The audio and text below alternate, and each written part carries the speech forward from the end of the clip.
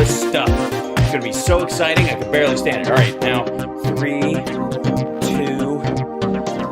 1. There you go. 3 flights of stairs later, and I'm here. Hey, was it? Well, up and down 2, but you get the point. Welcome to the show. Hi, it's HAL SPARKS MEGAWORLDWIDE, where I'm your intrepid guide through the world of right-wing talking points. A fire swamp of idiocy with RUSs, rodents of unusual size, and of course fire pits and the pit of despair. But other than that, it's a party. Reiterating our point from early this morning, words are not violence. Don't hit anyone who makes a joke about you. Write a better joke.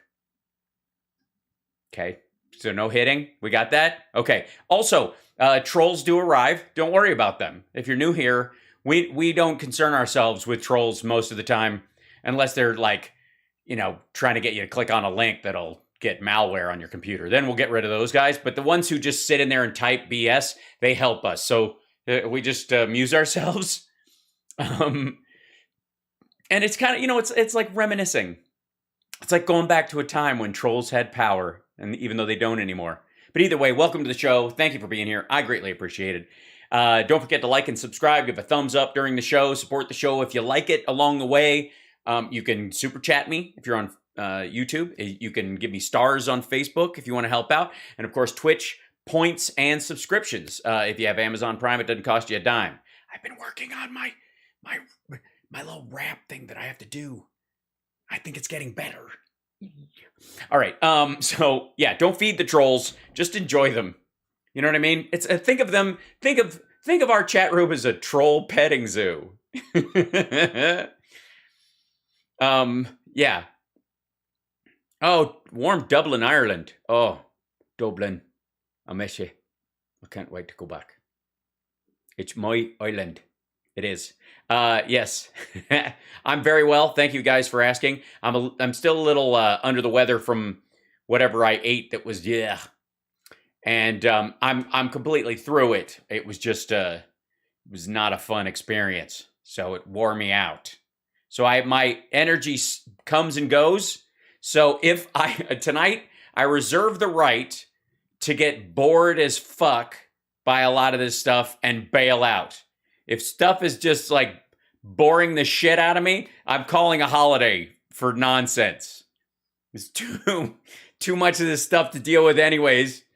Not the least of which, and we will deal with some of it if we get much, is Trump's rally in Georgia. Now, a bunch of it's the same horse shit we've dealt with before, so it might get boring. So we've got other slap gathering event. We got Michael Flynn on InfoWars. Yeah, we got Junior in an outdoor mosquito net sauna shack on Bedminster grounds where he lives rent-free.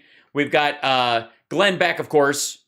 What day is it? It's 24 hours from the end of the world. That's why it's the Glenn Beck Show. And then, of course, Greg Kelly, the most miserable man on the internet. Greg, we haven't really seen Greg in a little while. We've missed him. Greg, I'm kidding. No one misses you. But we've had moments where we thought, no, we didn't. We've had a time, you know what? Forget it. This is about, okay, what's going on in the world right now besides, and all the craziness that followed that bullshit. One of the biggest things, of course, is there's a war going on. The Russians are now turning tail and saying, we were always just going to fight for the lands we had already taken before. And they very well might lose even those lands. That's right. I'm calling it. Crimea is on the table again, and Donbass might get broomed. I'm going to just say that. Meanwhile, there's also the peace negotiators that met with the Russians a week and a half ago, all got either poisoned or shot with a space ray. They got shot with a radiation ray. Their skin was peeling on their face. They had ringing in their ears, and their eyes were watering, and they had sinus infection kind of pain. So they basically were shot in the face with a radiation gun. It's effectively like, think of the Russians. These are the people who would take a microwave, and instead of using it to heat up a lovely Swanson Tucker Carlson dinner, they'd take the door off and put a handle on it and point it at you. And yeah, so this is, there's all this shit going on. Meanwhile, apparently, Biden had pizza with the troops, and this was a bridge too far for Greg Kelly. Why? Is it because of QAnon? Is it because of Pizzagate rearing its ugly head? Is it the Podesta told you so? Extra cheese, so clearly he's over there picking up children. It's a sign that any day now, Hillary Clinton's clone is going to be reinstated as the control leader of the United Corporation of America. No, it's he just thinks they should get the 25th Amendment because Biden took a bite out of his piece of pizza in the picture that Greg... Well, we'll see. Because I've seen the pictures and I've seen the video, and it is wonderfully innocuous. And, Biden has a tendency when he's walking around to repeat the same phrase over again. Thank you, thank you, thank you. Thank you, thank you, thank you. Like, he's trying to say it to everybody there, and he fucking well can't. So he says to groups... He talks to groups like they are full of individuals. It's a leftover thing from just him and his family and all that. And it's also something that he does, because he was in the Senate and the House. So he's seeing these people. He's glad-handing because that's what you got to do every 2 and 6 years in the House and the Senate, right? Thank you, thank you, thank you. So you're seeing faces. Thank you. If you just go, thank you, everybody, for being here, what you see is a big mass of humans, or you simply understand that they understand. But there are certain moments, especially in a situation like this, where these guys might be putting themselves in harm's way sometime soon. It's a very serious circumstance. You might skip past the, what a nice, lovely crowd we have, and go to the thank you, thank you, thank you, thank you face, thank you, thank you, thank you. That's there, yeah. It's terrible. It's a horrifying thing, and Greg is very upset about it. He's infuriated, ladies and gentlemen. This cannot be allowed to stand. I can't. Chud is outside meowing. I'm working. All right. So here we go. It's time to go. He's incoherent. He's making catastrophic mistakes, blunder after blunder. Joe Biden is not all there. He's not. He's not all there. He's you know where he is? He's in the presidency, actually. He is all there. Yeah. He's gone. I mean, look, He's this gone. is getting ridiculous. Yes, it's true. He's in Europe. That is true. He's gone from the States. He's overseas. He's coming back. I think he's on his way. And someone has got to start thinking about the 25th Amendment. He has been eating pizza. He said he's so mentally ill at this point. He says what everyone wants to say. It's terrible. Is clearly not up to the job. Now, this embarrassing tour continues in Europe. It looks like he signaled he was sending the troops, the American troops he was talking to. This is the 82nd Airborne in Poland. Told them that they're basically going to war in Ukraine. Listen to what he said. Mm-hmm. And you're going to see when you're there, and some of you have been there, you're going to see women, young people standing in the middle of front of a damn tank, just saying, I'm not leaving. I'm holding my ground. Yeah, there's a bunch of different people there. It's not just the soldiers, asshole. And these are relief people. They're incredible. I'm concerned for a lot of reasons. Number one, he's talking about Ukraine and women.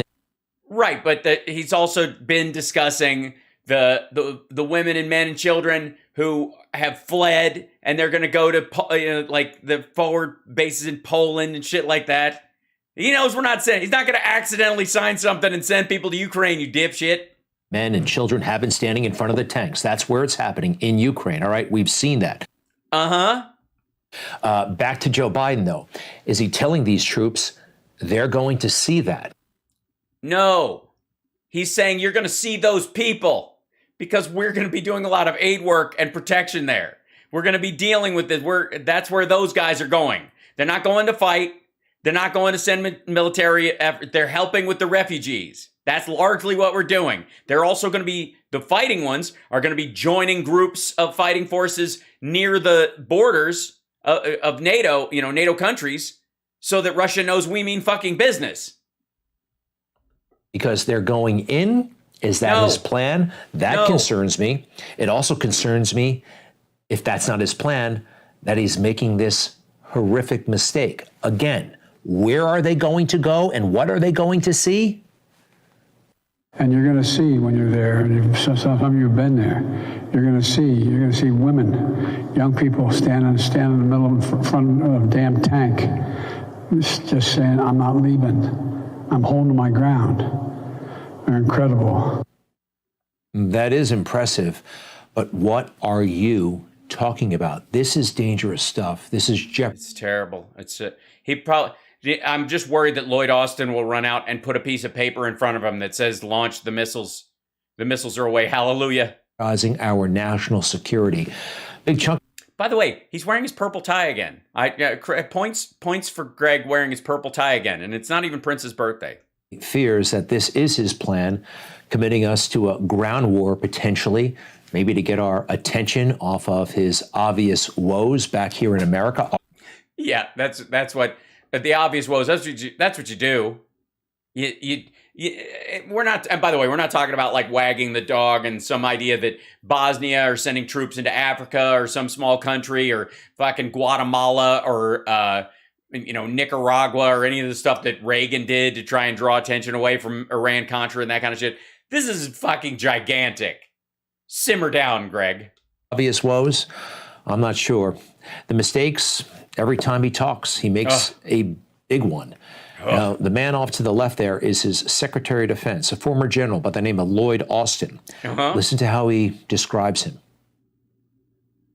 The reason why when the Secretary of State asked me if I'd send another 12,000 troops along to the United States, I said, yeah, from the United States. All right. He said the Secretary of State. He's not asking, Lloyd Austin's not asking that this was a conversation that they had, that they know of. All right, for fuck's sake. You ever turn to a friend and go, remember when Gary asked me for $10 when we're helping him push his car into the gas station, right? Like that, and your friend nods, and no one goes, you do realize that's not Gary, right? General Lloyd Austin is the Secretary of Defense, right? We know, but he's referencing all right. Defense, not the Secretary of State. He can't keep his people straight. Yes. Who's going to be your guest today? Tim Apple? How about Matt? What's his name? By the way, the troops, they sense that something is wrong. You could hear a pin drop. He's talking to the troops, not making much sense. It's weird that you mean when the commander-in-chief is amongst the soldiers, they listen? Weird. When the fuck did that start? And then the worst part was when he introduced the vice president. We're honored to have with us today our amazing Vice President Mike Pence and his wonderful wife Carrot. Michigan gave us Motang. I mean, thank God that Trump never made any gaffes. We're going to be appointing very pro-crime judges. Hey, but at least the ones he made were national. They're domestic gaffes. Winston Churchill stood on the rooftops in London, very calm, making speeches. Winston Churchill. Yeah, and at least he didn't get confused about geography. To me, Corona means Italy. Or not. But the important thing is the serious issues, the military issues. He knew exactly where everything was and what it was. Stockpiles. I'm sorry, what? Nuclear stockpiles. I'm there. Nuclear stockpiles. I see. I didn't realize that he was discussing that kind of thing. But I'm worried that what happens if they get a hold of our nuclear stockpiles? What will they do with them? De-engineering. They're going to de-engineer them. I see. That's good. Well, that could destroy the atmosphere, I think, entirely. Atmospheric filth. Well, yeah, that's what it would cause. It would atmospheric filth. Yeah, I know. At least, but all right. Anybody can screw up nuclear weapons and possible annihilation, but at least he knows the choice parts of America, the parts that we all hold in our eye. When they gaze upon Yosemite. Yeah, at least. Can I remind you that Trump is younger than Biden? I mean, they offered him courtesy, but they don't respect him. No, they don't respect him. You don't think? Mother's maiden name. So if any of you had to change your names, let me know, okay? See if I can help. That was after the story about Beau. He went and saw Beau Biden was overseas, right? He talked about he went to visit his son in Iraq. His fucking son served in Iraq. His child served in Iraq. And he went to visit him, and on his chest, he had Hunter written, which is his wife's maiden name, which is where they got Hunter Biden from, by the way. And it said Hunter on there. And he said, why? He goes, well, I mean, the fellas, they think Biden has a lot of weight with it. So I wear mom's maiden name because, I don't want everybody to think I'm muscling over them because I got fucking the vice president's name on my shirt. He wore his son served along everybody else. Hey, Greg, you friggin' clown.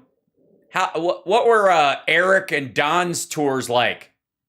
In Operation Endangered Species. Oh, man, I'm okay.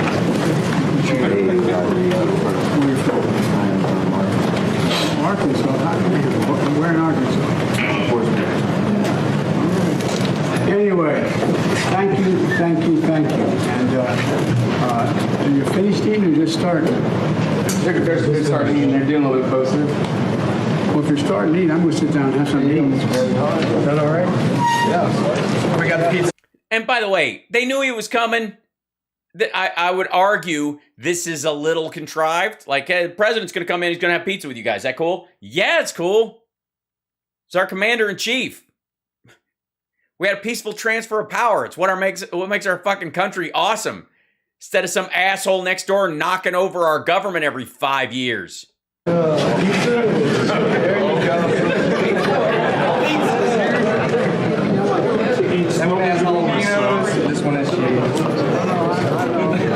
right. Oh, and by the way, Greg Kelly got very angry that he ate first. He's a fucking president. He's also the oldest guy in the goddamn room. And the dude next to him grabs a piece and he's like, I'm having pizza with the president. Watch. So, what do you... Watch this motherfucker cut away. See this dude?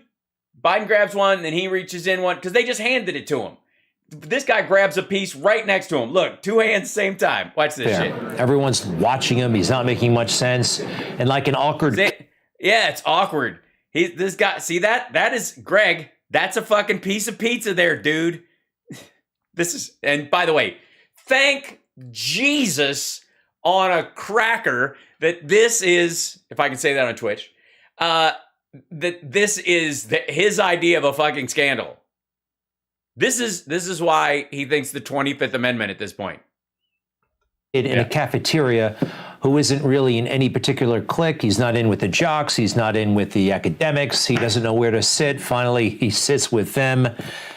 What the fuck? What kind of Mean Girls bullshit is this? He doesn't have friends. I mean, he's kind of halfway between the nerds and the skeezers. There's really nothing in him, He's like Sportos, motorheads, geeks, sluts, bloods, wastoids, dweebies, dickheads. They all adore him. They think he's a righteous dude. Yeah, he fits in anywhere, Greg. Unlike you, who weirdly enough, no one wanted to sit with you, did they? Is that what this is about? You'd come in with a bunch of guys all dressed like you. You're all in the same group. You all got the same job, and nobody wants to fucking talk to you. Because you'll skeeve on their fucking girlfriend, and the stories of you back home were creepy as fuck. It's really strange. These are... It's really strange. Look, here's a guy. Here's the president having pizza. This guy's taking a selfie. That guy's smiling. This is terrible. This is an international disaster. Dear God. They're supposed to eat first. He's the president. What do you mean they're supposed to eat first? They're supposed to eat first. What kind of puritanical bullshit? What are you talking about? He's the commander-in-chief. Half of these assholes are going to think they can't grab a slice until he does. They've never had fucking pizza with the president, you prick. They don't have any food, but he gets the pizza. They passed it to him. He's the president. They said, we're just sitting down. And they do have food. Look at this dude. Well, there's pizzas all along the table. They brought one over. Oh my God. This is terrible. Oh, it's terrible. He gets the pizza and he digs right in. Yeah, what's he supposed to do with it? Save it in a baggie, you fuck? Nobody else has anything. Nobody else has anything? Greg, oh, hold on. Greg, you're not gonna, no, 1 second. I'm gonna have to grab a new window. I'm gonna drag this over here. I'm gonna have to go to here. I'm gonna have to go to, let's see. Go in here. Biden, pizza with troops. Fact base probably has it. What do you think? What do you think the odds are that Biden eats pizza? Okay, Biden eats pizza. There you go. Pizza with U.S. troops. There you go. Let's see. I want to find the unedited stuff. Hold on 1 second. That's just a minute of it. There's gonna be. Hold on.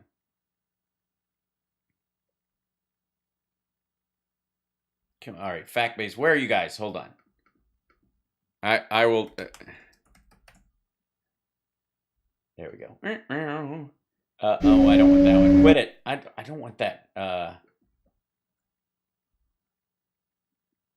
There we go. Let's see. Videos. Let's see. There's gonna be remarks. Joe Biden joins troops deployed. Yeah, here you go. There you go, Greg. Let's back this up right here a little bit. There's this guy, grabs a pizza. They're all taking stuff. He grabs, there's a piece of pizza. See this guy right here? Grabs a fucking pizza.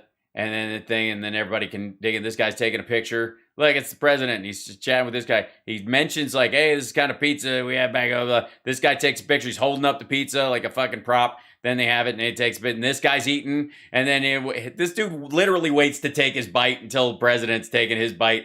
Like, the fucking overreaction. And then he's, like, having conversations, listening to their stories. Like, the whole thing is him sitting around with these guys. That, like, he listens to, like, here you go, hold on.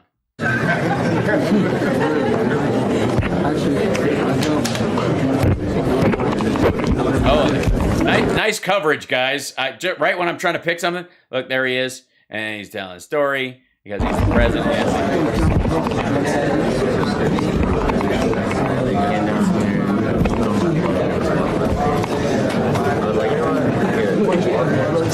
Yeah, just zero respect. There's just conversation, back and forth, chit-chatting with this dude. He's listening. This dude gets to sit right next to the president of the United States. There he goes. He has a piece of pizza, and then he has to fuck off. He's there for about 15 minutes.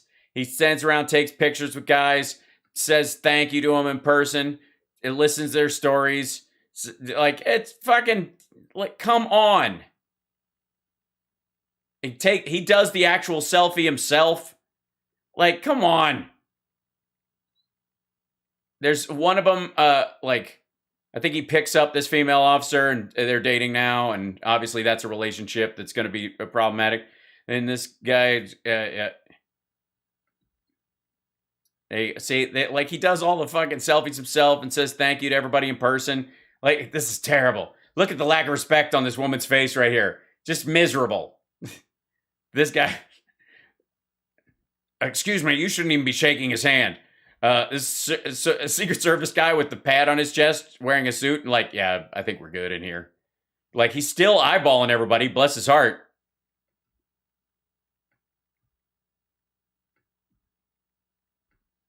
But like, you freeze all these things. Here you go. There you go, Greg.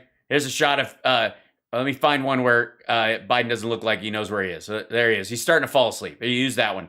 And this one, nope, he's too awake on that. Let me get you a Sleepy Joe one. Oh, nope, his eyes are open there too.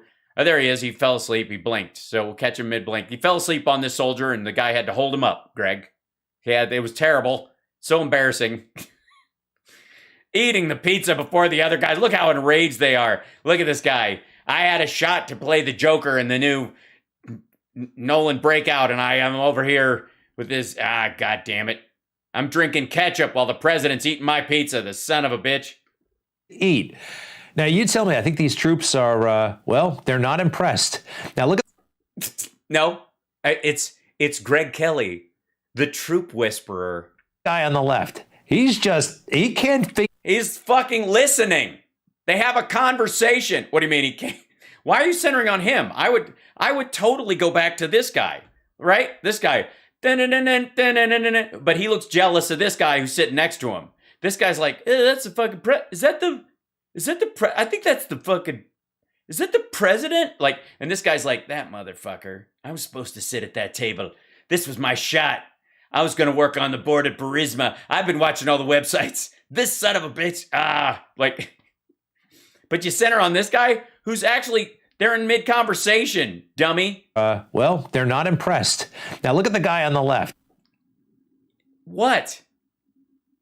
I'm looking at him. What am I supposed to see?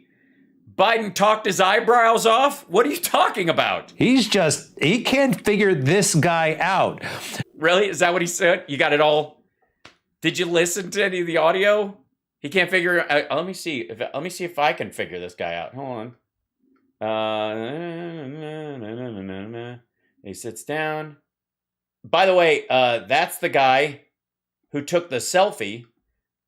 That guy who can't figure him out. The guy smiling and taking fucking pictures, and then who selfies himself afterwards, like, oh fuck.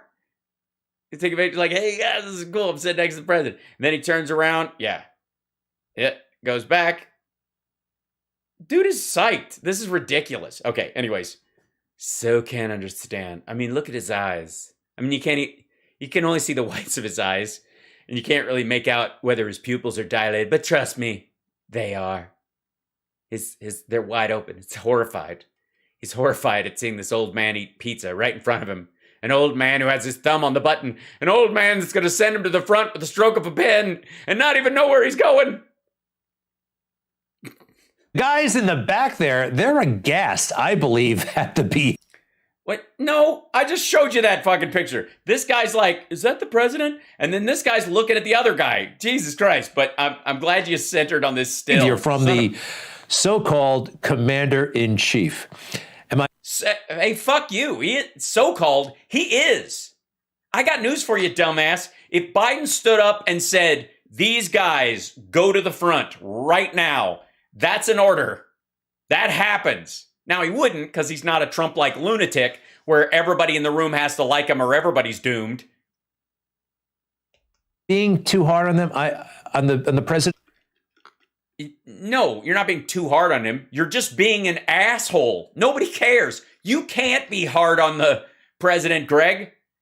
You're incapable of hard on. I actually don't think so. In the military, again, it is protocol for the junior people to eat first. And he's not in the military, fucko. He's the civilian leader of the military. He's the commander-in-chief. He's not ranked. He's above rank. He's not in that. He's a guest. He's a guest like their friggin' wives would come in. There is no protocol except for, that's the president. He can have pizza if he fucking wants pizza. What are you talking about? And by the way, Greg Kelly would want every one of these assholes court-martialed if they took a bite of pizza before Trump. All the food and drink is in front of Joe. Everybody. All the food and drink is in front of Joe. Is the water. Yes, he's got a cup of coffee apparently, and all they've got is Pedialyte. This guy's reading. Remember the Hanson brothers over here. Just all the food is in front of him because they're just sitting down to start, and then the president is waiting came in. For the pizza pies to be delivered to them. Yes, they're waiting for this pizza pies that will never come. Who the fuck says pizza pie? Honestly.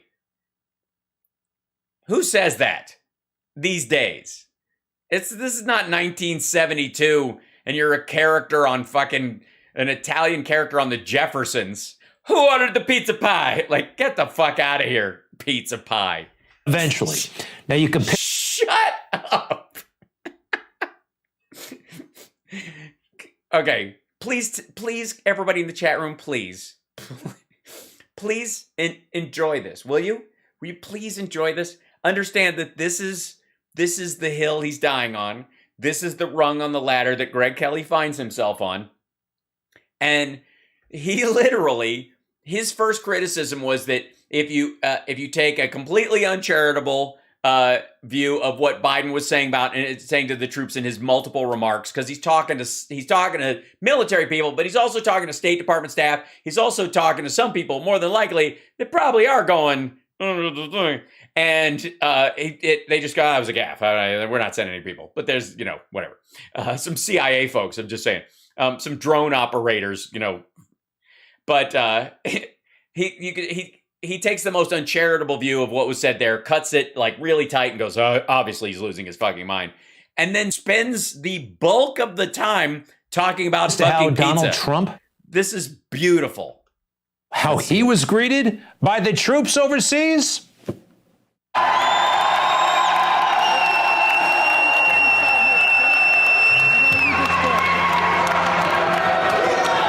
Oh my God, what are you talking about? They respected him.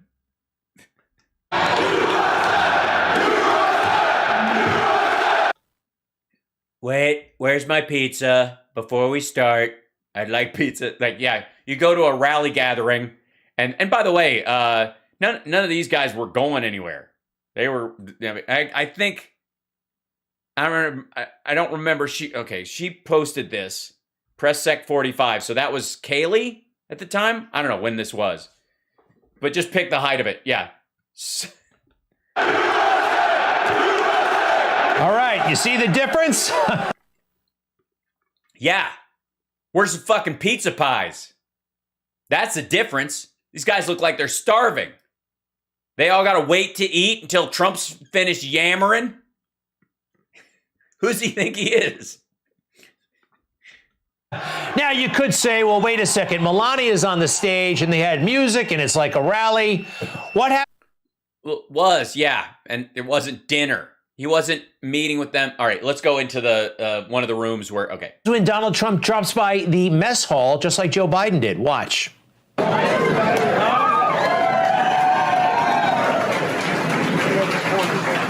You notice? Yeah, I don't know where that was. But I do recommend it, recognize it's Thanksgiving, I think. Is that when he did his one drop there? Yeah, they're not up against something. There's not a current precipice of World War III happening right now. This is not, this is a totally different situation. But okay, so yes. And by the way, I totally believe that nobody said, look, the president's coming in here. We want you to give him a big round of applause. Let him know you're glad you're here. He traveled all this way. Guys, blah, blah, blah. That they had a warm-up dude, basically, go ahead so Trump doesn't get... If you don't clap your ass off, Trump will shut us down. On their feet right away.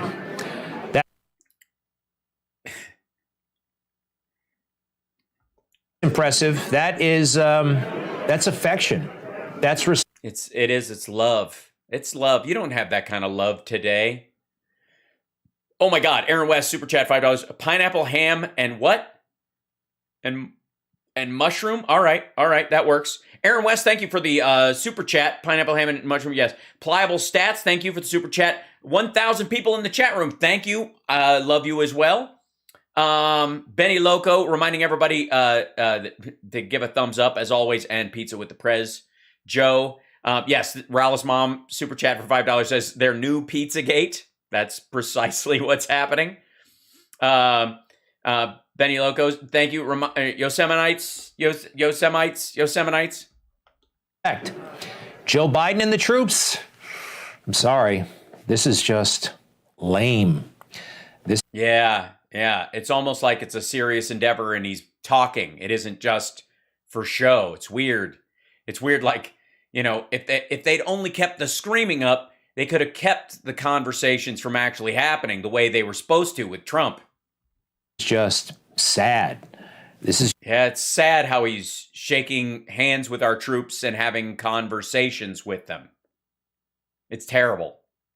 The commander-in-chief can't talk to the troops about anything other than a rigged election, and even then, only vets. Just next picture. Cold. This is cold. It's a still photo, you fuck. And he's sitting with them. He's like, let me have a seat down here and sit with you for a minute. Let me talk to you about something. And the dude, some of these guys, are we going to find out that, like, that dude's injured or something like that and he can't stand up, so he sat down to talk to him? You fuck. not leadership. All right, I want people to super chat and tell me what their favorite pizza is in the middle of this, just to irritate Greg Kelly. Do you like my sales pitch? I'm working on it. Leadership. And also, one thing the military really values, integrity. Yeah.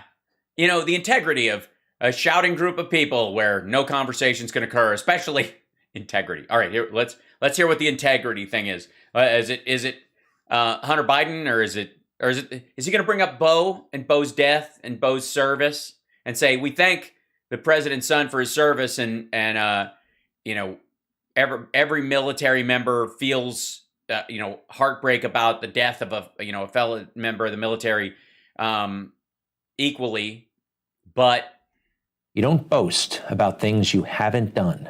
That's stolen valor. And Joe. Oh, you don't boast about things you haven't done. So basically, cancel all Trump rallies. Is that where we are now? First new branch of the U.S. Armed Forces in 75 years, Space Force. Not since the Air Force. Mm-hmm. Let's see. Yeah, you should only brag about things that you don't do. I don't read, obviously. Right. There was a. Oh, this Would never, ever, not even possible, have happened if I was president. Did that, even today, not for the first time. Terrible. I've been in and out of Iraq and Afghanistan about 40 times, 30 some times. All right, number one, we've spoken about this before. When one of these politicians boasts about how many times they've been to Iraq, that bothers me because... Yeah, because you were on a boat. I've been there like 2 or 3 times, but for long stays. Most soldiers, when they go to Iraq, were there for a year, 6 months. They count it as one deployment. He counts... Oh, God. He counts the days he was there and the different places he went as separate days. Is that what we're going to do? Is that like he spent 40 days overall in Iraq and Afghanistan over the years, and he went to fucking Kabul, and then he went to a forward base, and he went to another things, and he counts these as individual places he went in the fucking war zone? You tool. 6-hour trips, his 12-hour trips as, an entire tour. No, he doesn't. He counts them as times he flew in a fucking plane into a war zone as a politician and flew out again. What are you talking about? So he said 38, 40 times. What's the real answer? 21 times. All right. Oh, those are the official times. We're not in Afghanistan anymore, so we can probably say, the other 8 times that he was there. 21 times. How many times was Trump there? Also, peripheral trips where they went to Qatar or someplace, and then they went over to the forward operating base, and then they came back. And he's counting those too. You're not, but whatever. 21 times. And if you added it all up. Okay, let's see.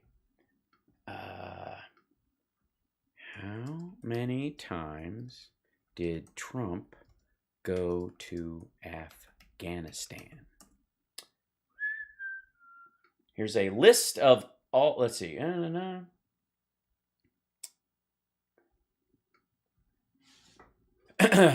He went to Afghanistan once. He went to Iraq once. He went to Belgium, Germany, Ireland, Italy, South Korea, Switzerland, Vietnam twice. He went to Japan and the UK 3 times and France 4 times. You know, Melania likes it. 1. See that? Yeah. Let's see. 2017. Oh, yeah, he went. This is where. Who could forget this fucking trip? Put your hands on the glowing. Like, fucking hell. Like, remember this nonsense? This is like.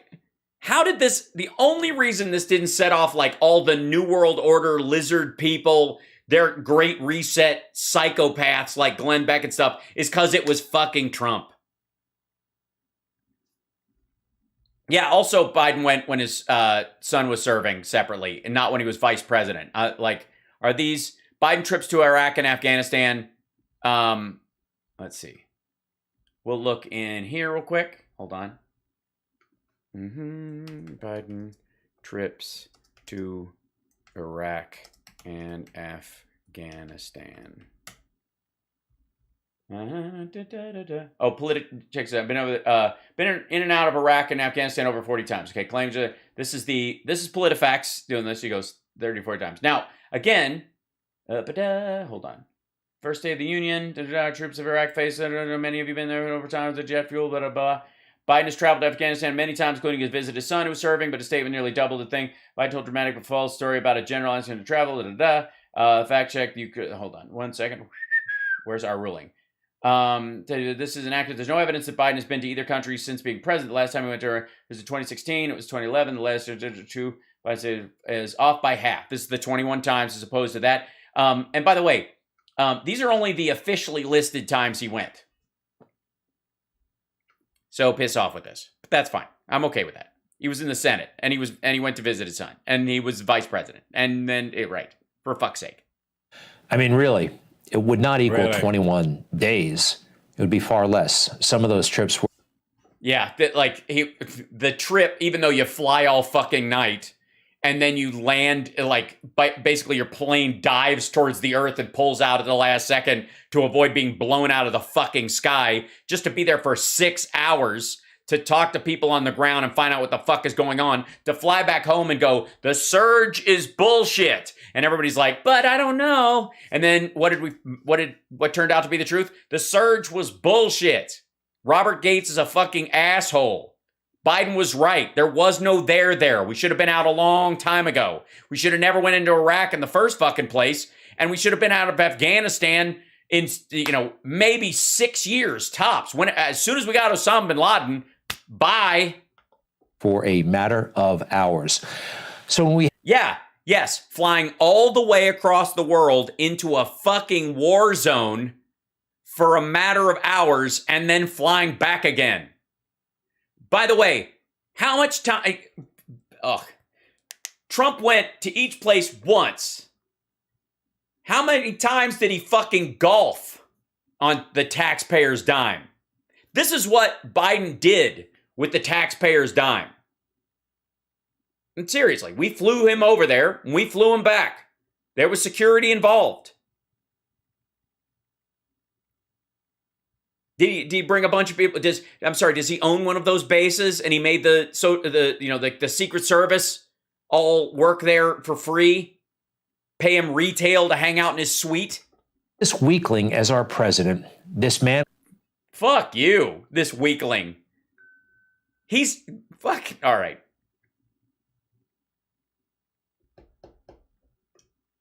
If he's a weakling because he went there 21 times, Trump went once. What does that make him?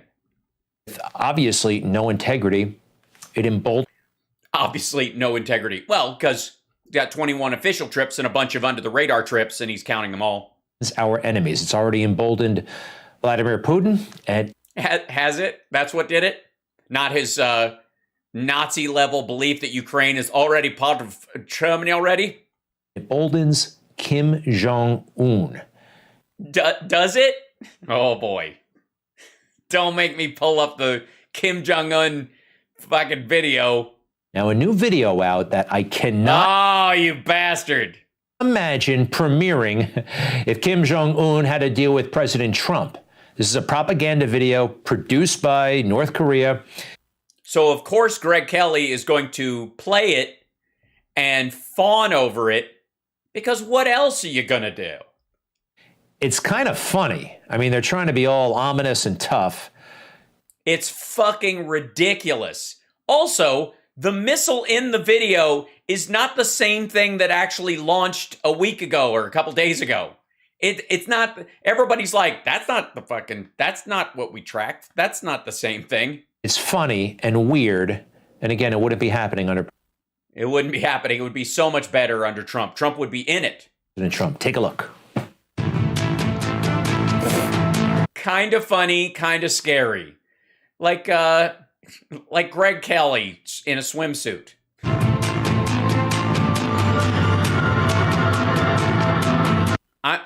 If I get an RIAA copyright hit from North Korea, but shoot that over there. Why is he pointing at me? I'm very nervous. Is Kim Jong-un going to hit me with a missile now? No. Do we want it over there? How about the other place? No. Over there. They want us to fire it there, but over there. Nothing says leadership like pointing in both directions. What are you, the fucking Scarecrow in The Wizard of Oz?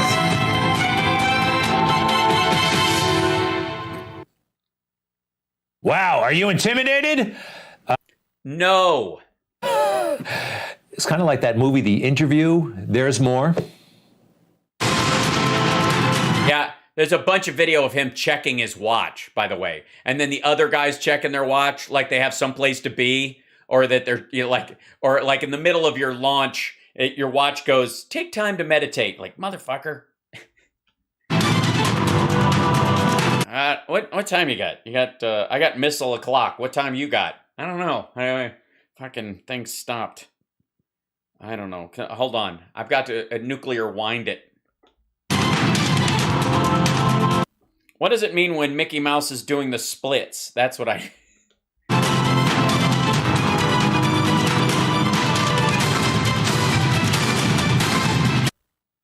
I'm late.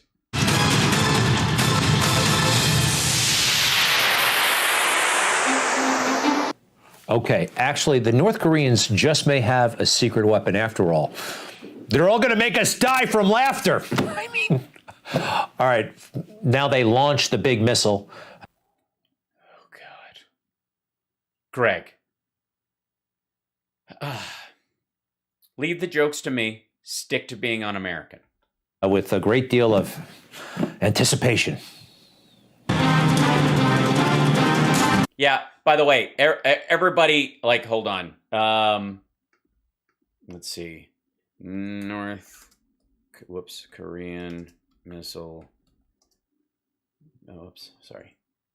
Missile video fake. There you go. Yeah, here's... North Korea claims it tested a new ICBM, but there's signs they pulled a head fake. This is the North Korea claims it successfully launched its largest intercontinental ballistic missile in a test run on Thursday. There's signs everything is not as it appears. This was North Korea's first successful ICBM test since November 2017. Who was president in November 2017? Oh, and the Hwasong 17 is, no thanks, is considered the country's largest nuclear-capable missile. Doesn't mean it has one. Of course, that's another thing entirely. Try keeping the shit from detonating as it takes off. The missile reached an altitude of 3,853 miles, traveled 671 miles, and during its 71-minute flight before it crashed into Japanese waters, according to reports from South Korean and Japanese officials. But experts now say footage aired by Korean state media may show the launch was a head fake. The state TV footage appears to be from a failed test of the Hwasong 17 on March 16th, according to a report from NK News suggesting either North Korea used the wrong footage or the Hwasong wasn't actually launched. They just launched something else. For those wondering, North Korea did show the actual Hwasong missile launch as well. That's the old one right here. That's the one from before. From 2017. Hence Hwasong 17.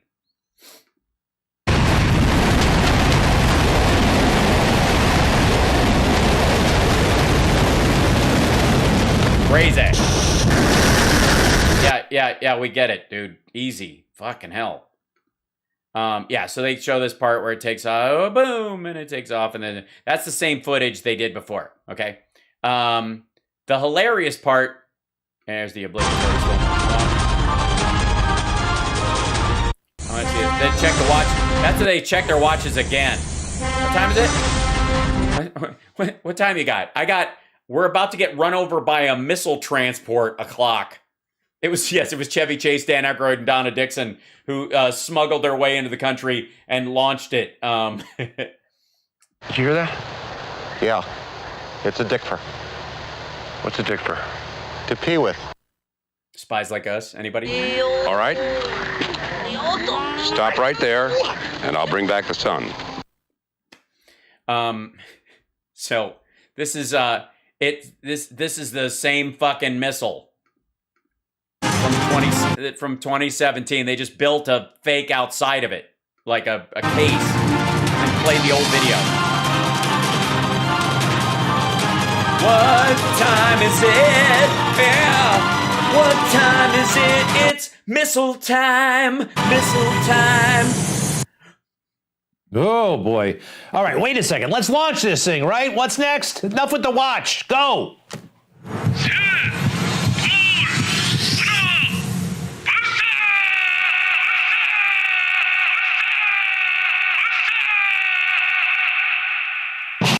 This is the worst Ministry song ever.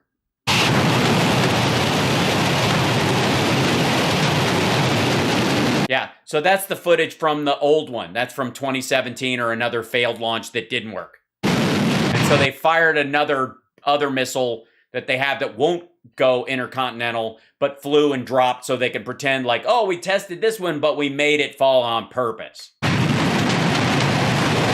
What's up? Oh my God, that has to happen. What's up? What's up? What's up?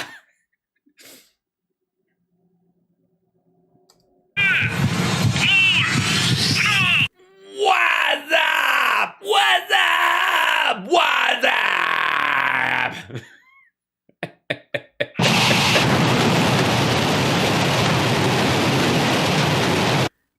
Dildos in space. P.S.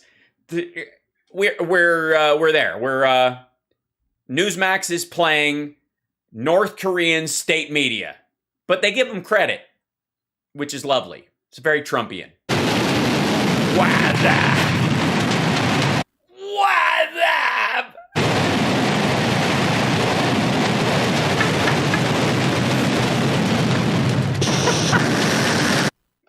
Oh, for fuck's sake, get over yourself. It took 17 guys to say blast off, all right? 5, 4, 3, 2, 1, ignition. Yeah, it would never taken that many if Trump wasn't president. It would have been one guy, one button. He would have been like Kim Jong-un would have had his fucking arm around him. They would have, like, after the launch went up, Kim Jong-un would have started and Trump would have gone like and then he would have held his hair so it doesn't fall. Everybody had to get in on it. Look, this is nonsense, obviously, and it would not be happening if Newsmax didn't give Greg a show. Oh, you mean the video? I thought everything you've said to date, Greg. Clearly under President Trump. Do you remember? This is the guy who brought him to the table. Yes, he's the guy who legitimized this fuck. He was isolated. He was not considered on the, legitimate on the world stage. But, he launched one of those things in 2017, scared the living fuck out of Trump, and Trump came over there like, oh shit, I don't know. Donald Trump and that meeting, the fake news, the swamp said this was the worst thing that ever happened. Yeah, do you think that's the missile they built in 2017? They kept working on it. They've been working on it this whole fucking time. Hold on. I have to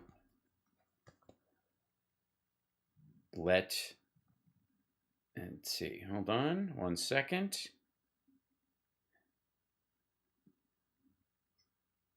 see. There's food at the door.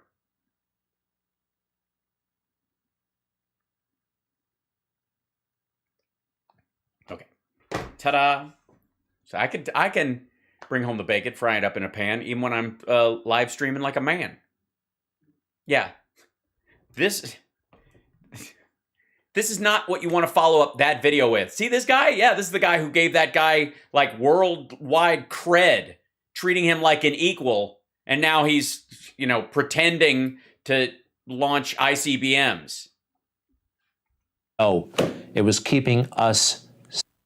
Yeah. When Biden meets with Kim Jong-un, he's not there's not going to be this many smiles. You know what I mean? Because there's no respect there. Safe. That's it. Jesus Christ. So hi, you're watching HAL SPARKS Mega Worldwide. I don't create these clips. I deal with them as they come. No pun intended. Speaking of wait a second. All right. This is, for those of you that don't know, behind that weird Rumble play button, pacifier stuck in his beard is the eldest adult son of the former president, of the, Trump Tower HOA, Donald John Trump, second son to Fred Trump, and the guy who turned a $1 billion real estate business into a shithole branding exercise. And he's, I guess he's away at summer camp. I guess that's where this is doing. And this is, you know, he might be visiting Tucker Carlson at this point. I'm not, because I like wood. I'm going by sort of the theme. Deeper and longer. That I like wood. If you're gonna be in this kind of like place, wood. This is where you want to go. I think it's like a sauna with an outdoor sitting. No, it's clearly a fenced in. I'm gonna go with Florida because of the screen, because of the bugs. It might be like Carl's shack in Caddyshack. You know, I need a little help cleaning up around here. You sit anywhere. It's all good. You know, it's no, I like peanut butter. Thanks. So this is, this is distracting is what it is.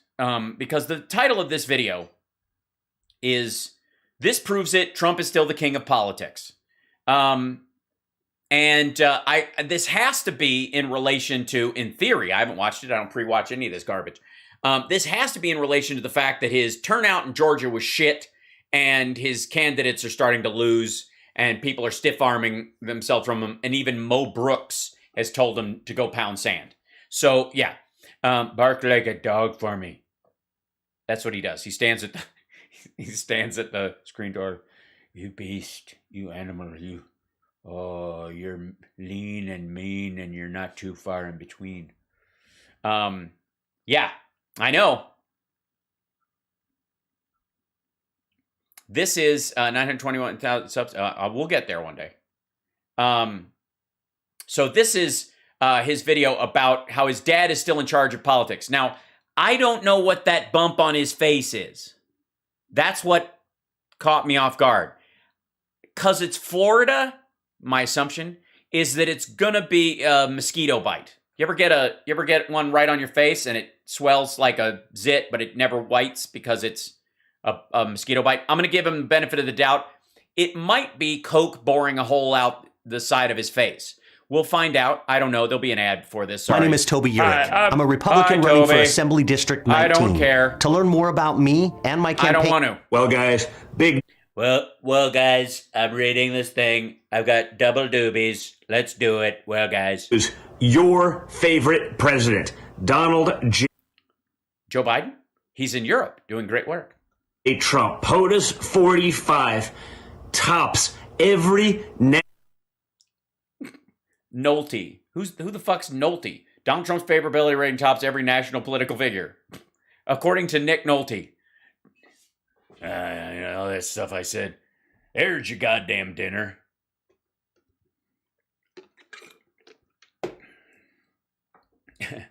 Now listen to me. We ain't partners, we ain't brothers, and we ain't friends. I'm putting you down and keeping you down until Gans is locked up or dead. All right. No, apparently Nick Nolte thinks Trump is tops. I don't believe that. Political. Also, what is this from? Maybe I'll show you. Every national political figure in favorability rating. Think about that. No. I'm thinking about it, and what's coming back is no. Donald Trump, that took on an onslaught of Democrats, billions of big tech money working against him, billions in corporate media working against him. And if only he had billions of his own. If he'd only been a real billionaire, they never would have been able to lay a glove on him. But since he's a broke, lying son of a bitch. And by the way, do you need to write a note to yourself? Remember to call dad a billionaire or you won't get Coke funds. Again, what is this? Here's me looking at the chat. Here's me looking at the video or me looking at the video. There's two screens where I can see it because it gets pumped in there. And that's it. That's what I'm looking at. And then the camera. These are my 3 points or whatever, unless I'm looking around for something on my desk or some shit. What the fuck is this? What's here? What's written here? What is this? Literally is the most favorably rated Who the fuck needs notes about their dad? Politician in America, okay? Including the Democrats who got the benefit of the billions of dollars of big tech, corporate media, social media, censorship, et cetera, et cetera, et cetera, et cetera, right? They were the recipients of that. And Donald Trump is still basically, according to an article by John Nolte, according to an article by John Nolte, Nick's older and, quite frankly, more scattered brother. Ahead of the second best guy in terms. Here are the average Real Clear Politics polls of polls. 45, 50, 60, negative 10, Harris, McConnell, McCarthy, Pelosi, Schumer. In what? Averages per Real Clear poll of the poll of polls. I see. So if you include the 33 from Rasmussen and that bullshit, this is how it turns out. If you use the ones that aren't lunatic pro-Trump bullshit, yeah. The difference between...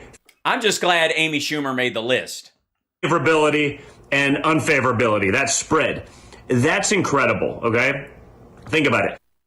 Great show. That's incredible. It was no real people, but, we may do. Someone who took billions of hate, lies, the Russia... Billions of hate? Someone who took billions of hate.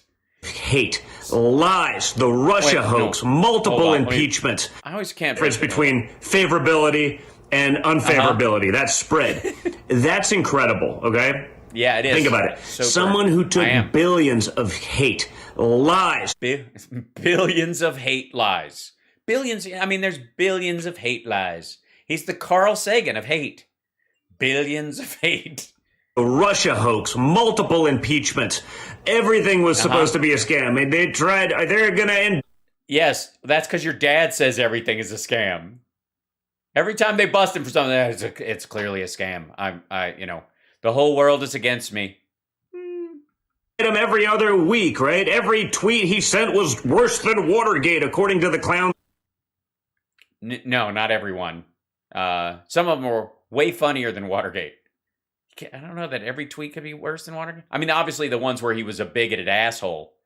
Because it's more direct, you know what I mean? We had to wait because of Watergate. We had to get the tapes of Nixon going, Jews, But Trump was like, trans people shouldn't be in the military, so say I. And yet, the American people... The American people like my dad. as I am telling you immediately in this spontaneous video about how I feel about something that I just came across in a video. Article. An email that was sent to me to make a video because Coke isn't free. Rate him that highly. That's amazing. That says something. And that's got to... That says something. If you aggregate Breitbart polls and online polls, right? Scare the hell out of them, because despite all of their best efforts, he's still loved by the American people. Now, what's sort of really amazing is now when you contrast that to all the things that they promised you, right? The Democrats, the adults are back in the room. These are rational policies. Yeah. They're going to get us out of Afghanistan. They're going to pass an infrastructure bill. They're going to, oh, fuck. They're going to get people vaccinated at a high enough level where we can achieve herd immunity and everybody can go back to work in schools. They're going to get to a point where mask mandates and stuff are no longer necessary by making sure that everybody who wants a vaccine has access to it. Oh shit. And, he's going to save the world from Trump. Now, we're in the words of World War III. We got inflation through the... We're on the words of World War III. Yeah, we're on the words of... I'm sorry. Hold on. I'm sorry. I don't speak Ellis from Die Hard. From Trump. Now, we're on the words of World War III. We got inflation. We're on the words of World War... Just that we're on the words of World War. Obviously, the tongue does not skip a generation.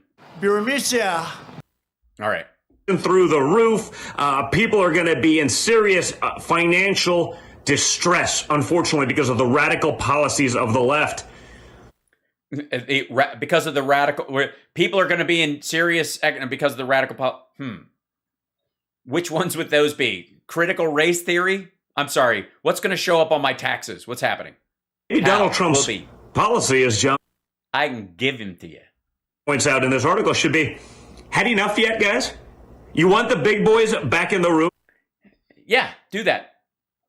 Go say that. Go say that at a rally that's as big as the... Oh, right.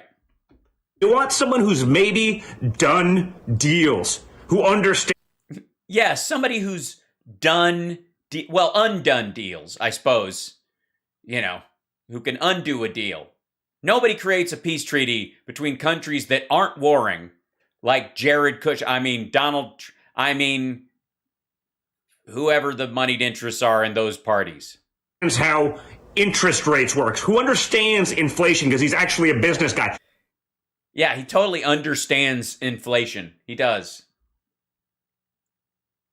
Is that why? Oh, I get it. I know why he understands inflation.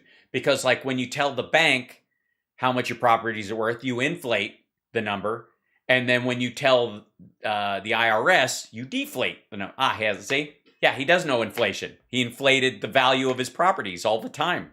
Not a career politician. Not so. Well, that's true. He's a one-termer and he got fired. He's definitely. It's this is not a new career. Yeah. Magoo. Anyways, there you go. That's for some of the chat. Just gets up on a stage, tells you what you want to hear, goes back to... Yes, thank God Trump doesn't get up on a stage, tell you what you want to hear, and what? See, does whatever their puppet masters in big tech and special interests tell him to do, but someone who actually... The special interests who got some explaining to do. Went to bat for the American people. Someone who took a job that he didn't need. No. Oh, and even better, a job we didn't need him to take. So I think we found a bridge. This is great. He doesn't need this job. We don't need him in this job. Let's just call it quits. What do you say? How about golf forever and shut the fuck up? That sounds like a career he could really get used to. Full well how bad it would be and how vicious it would be. Maybe we want that guy back in. He didn't know how hard it was going to be. Because he thought when he would get in that all the shit he said about Obama not being a citizen and stuff, nobody would do anything similar to him and call him terrible things. That's supposed to end. It's me now. It's not that guy who shouldn't be in there anyways. It's me. You like me. Are you better off now than you were like 18 months ago under Trump? Yes. Yeah. I don't have to wear a mask when I go out. You can if you're concerned. But, I mean, they're about to remove it from airlines. Yes. Businesses are opening. I'm touring again. This Friday, by the way, I'm performing at Yamava Indian Casino in Riverside, California. It's technically Highland, California, but you get the point. 2 shows, 8 and 10 o'clock. A wide variety of Van Halen songs that we're doing with Nerd Halen. Also a tribute to Taylor Hawkins. And then, of course, March 12th, I will be at the Ultimate Jam Night at the Whiskey A Go-Go. Great time. That will be really fun. There's a spattering of songs. I know for sure I'm doing a Tool song, and I might, fingers crossed, be wish me luck, I might be singing a Pat Benatar song. Yeah. Very exciting. And then, of course, in May, I will be in San Diego at the Laugh Factory. And then this summer, we'll be in Texas doing Nerd Halen shows. And then there's one in October. There's a bunch of stuff. I'm going to start with this. Like, yes, this is way better than 18 months ago. Way better. Are you better? Can anyone with a straight face tell me that? No, they can't. I don't know anyone who has an actual straight face. I don't mean like in terms of sexual preference. I just mean like the emoji. What am I, an NPC character? Yes, I'm significantly better off. They know that. So Donald Trump obviously has an incredible hold of his base. He understands his people. He did this for them. Yeah, that's why his own son has to read this from a fucking cheat sheet. Obviously, Donald Trump, who you're familiar with, I've met him on a couple of occasions, is a great guy. And, hold on one second. Sorry, there's a bunch of bullshit on my contacts. Is a complete asshole. Oh, there it is. It's clear now. They love him. But honestly now, think about people who were swayed by that media influence. Maybe the moderates that were like, maybe we just want a fewer mean tweets and this, and Joe Biden's going to be great on the world stage. Meanwhile, we want a fewer mean tweets. So that was a split between 2 sentences that collided in his head, which was, we want fewer mean tweets and we want a few mean tweets. And that's basically the electorate, according to Don Jr. Us on a daily basis. I think those people are probably waking up, and honestly, guys, I bet you a bunch. No. Not even fucking close. Democrats, blue-collar, hard-working Democrats that are getting crushed by these policies, I bet they're going to come along too. Because if you think it's bad now, just wait. Just wait. We're going to do everything we can with our foreign partners to make America really feel this ache so we can retain power again. Don't worry. We've got all kinds of people paying for like caravans this summer coming up from South America. We're going to fund some of those. Well, we're not. The Saudis and some of our Russian backers are, if their money's worth a fuck. And then we're going to, have some like hit squads, hit some people and that kind of stuff to really stir up some, junk and we're going to create like dual fighting groups left and right on social media so that they can war with each other under the illusion that the American electorate is split and stuff. We're going to foment that because that worked last time. Joe Biden finishes the next 3 years, right? He's only 1 year in. I'm sorry. I'm who? I'm not aware of this person. The who? Policies, I bet they're going to come along too. Because if you think it's bad now, just wait till Joe Biden finishes the next 3 years, right? Yes, Joe Biden is he's one of the greatest presidents we've ever had. Joe Biden. He's he's a wonderful man. He's a bit of a mensch. Joe Biden. Of course, changed his name when he came over from the motherland a long time ago. There's the Bidenshinska Diskat Little the Shiska Stein. Now he's just Joe Biden. Sober, I think, Auntie Sarah. But lateralis was an option as well. 1 year in, you think he's going to make it better? I don't think so. Yes. Yes, I do. So we may have to call. In all fairness, I don't want to completely say that, Biden's going to fix everything. I don't believe he's going to make it better for you. I think you're going to be in a world of hurt of your own making for a very long time. I feel like every day is going to suck worse than the day before. But the rest of us, and, who aren't in a freedom convoy or a QAnon, I guess, subcult, we'll be fine. We'll be fine. Yeah. My big guy to get back in the game because. Oh, so in your emails, he's referred to as big guy. Oh, I see. So the Russians basically stole your emails and just replaced your name and your dad's name in there. And these were deals that you promised to make before he came into office. So all the Hunter Biden laptop emails are actually yours? That's breaking news. So you call him the big guy. That makes a lot of sense. Huh. That's why they never give the full emails and the metadata. Because if they looked at them, I'd always thought just the content had changed. Now, there you go. It is Don Jr.'s laptop. That's why they go, can you imagine if it was my laptop? Because it was. That makes sense. I feel like we've all just woken up to this. That's right. All the Hunter Biden emails allegedly about Burisma are really they just took out Trump Tower Moscow and Trump Organization and Trump and Don Jr. and put in Hunter, big guy, Burisma and fucking Giuliani or whatever. That makes sense. How easy was that? It's like fucking, it was Mad Libs the whole time. Someone's got to fix this mess, and it ain't going to be the Democrats. My name's Donald Trump Jr., attorney at law. Have you been injured on the job? Would you like to be? I could get you money for an injury you don't even have yet. Yes.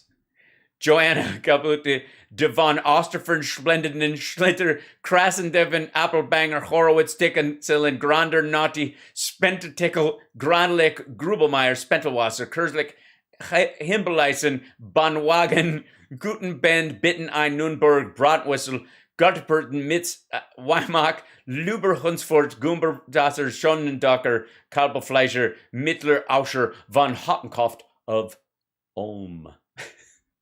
Thank you for that, Pukache. If people don't understand, that is one of the greatest Monty Python sketches of all time, if only because they all memorized that.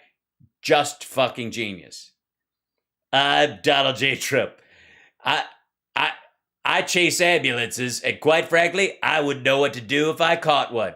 Have you been injured by a Coke spoon where you just snorted too hard and the fucking spoon went up your nose? And luckily it was attached to the necklace you had around your neck, but you still, when you tried to wiggle it out, it had turned sideways because your deviated septum had been eaten away by massive drug use over the years, and it basically sat there like a teeter-totter of cocaine on your deviated septum forever? Well, I can help you. Join my class action lawsuit against McDonald's Tiny Spoons. Kaiser Snoze. That's right.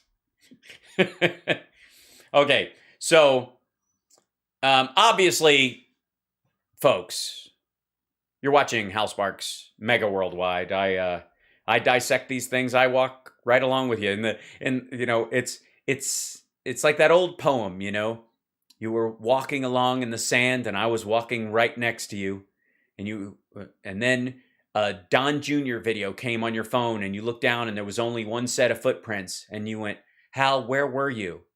And I said, I was carrying you.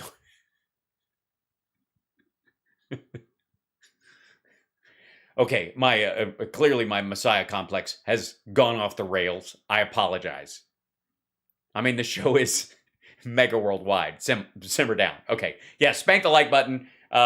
Support the show. Please, if you're on Twitch, subscribe. We have a lot of followers. We need more subscribers. So twitch.tv/HalSparks. Of course, infotainmentwars.com. That's the easiest. Just subscribe there. Doesn't even send you emails or anything. You don't even have to click the notification bell. I'm on a schedule. God damn it. You bastard. Where's Chip? Chip is upstairs sleeping.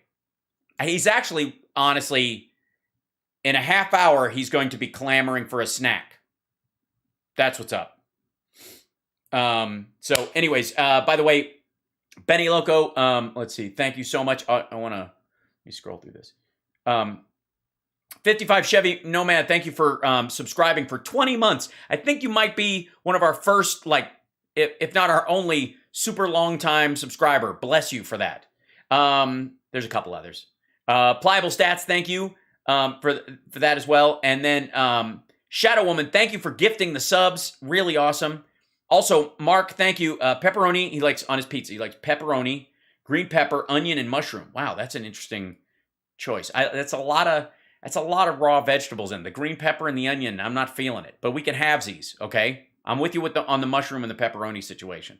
I can't have just pepperoni because I have flashbacks to Frankfort, Kentucky, when I would hang out with my friend Sean, and he lived Sean was my city kid friend. He lived in Frankfurt, and Sean's parents owned a hotel in town, like a little motel with it was a double decker with I think 15 rooms, 14 rooms, if you don't count the office. And he was the richest kid. He had HBO.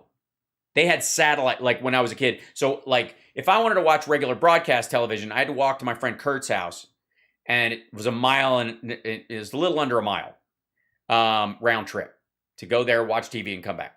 And that was my nearest neighbor. Walk through their fields or along the road, Rocky Branch Road, and go over to his house and then watch TV and come back. That was if I wanted to see just TV. But if we wanted to watch cable, oh my God, we had to go to Sean's house and stay overnight. And it was very Stranger Things hanging out at Sean's house. And he would sleepwalk and take things out of the fridge and put them on the table. I remember that. We would sleep on his, I would sleep on his floor in his room, me and two other friends, and he would step on us when he would sleepwalk. And then, but he had a TV in his room. Oh my God, this crazy kid. I mean, it had a dial on it, but it had this giant cable box thing on it. And we would watch Skinamax after everybody went to sleep. And anyways, so his parents, though, this was at the beginning of Domino's Pizza. This is 1981, 82. These two, yeah, and 83. These 3 years, very formative. And Domino's we finally got one in Kentucky, in Frankfurt, and it was near his house, so they actually delivered. I'm sure please tell me a QAnon person is watching and taking this all down. And he would always order pepperoni pizza. That was just it. Or his parents did. Right? The Noid years. That's exactly right. The cable box did indeed have a slider button on it. And you had to dial in the picture quality still on the television. But yeah, so the only pizza we ever got was pepperoni pizza. No other accoutrement, no extra stuff, no nothing. If the only other time I had pizza with other stuff on it when I was a kid was when we went to Pizza Inn. Sorry to see you go, Pizza Inn, in Frankfurt. And that was the time when I saved my own life from choking on cheese. I was eating pizza, and I was swallowing without biting cheese or whatever, and I was like,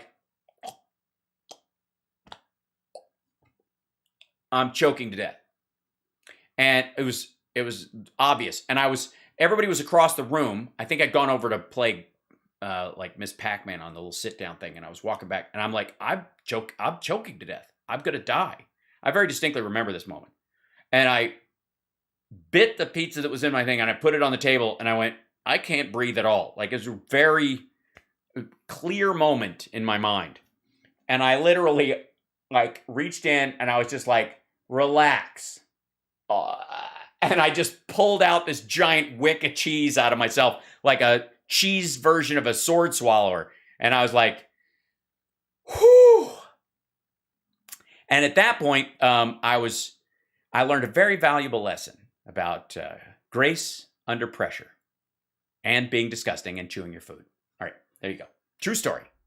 Very true story. Now, my mom was not there at that party. We were there with other people. My mom's a nurse.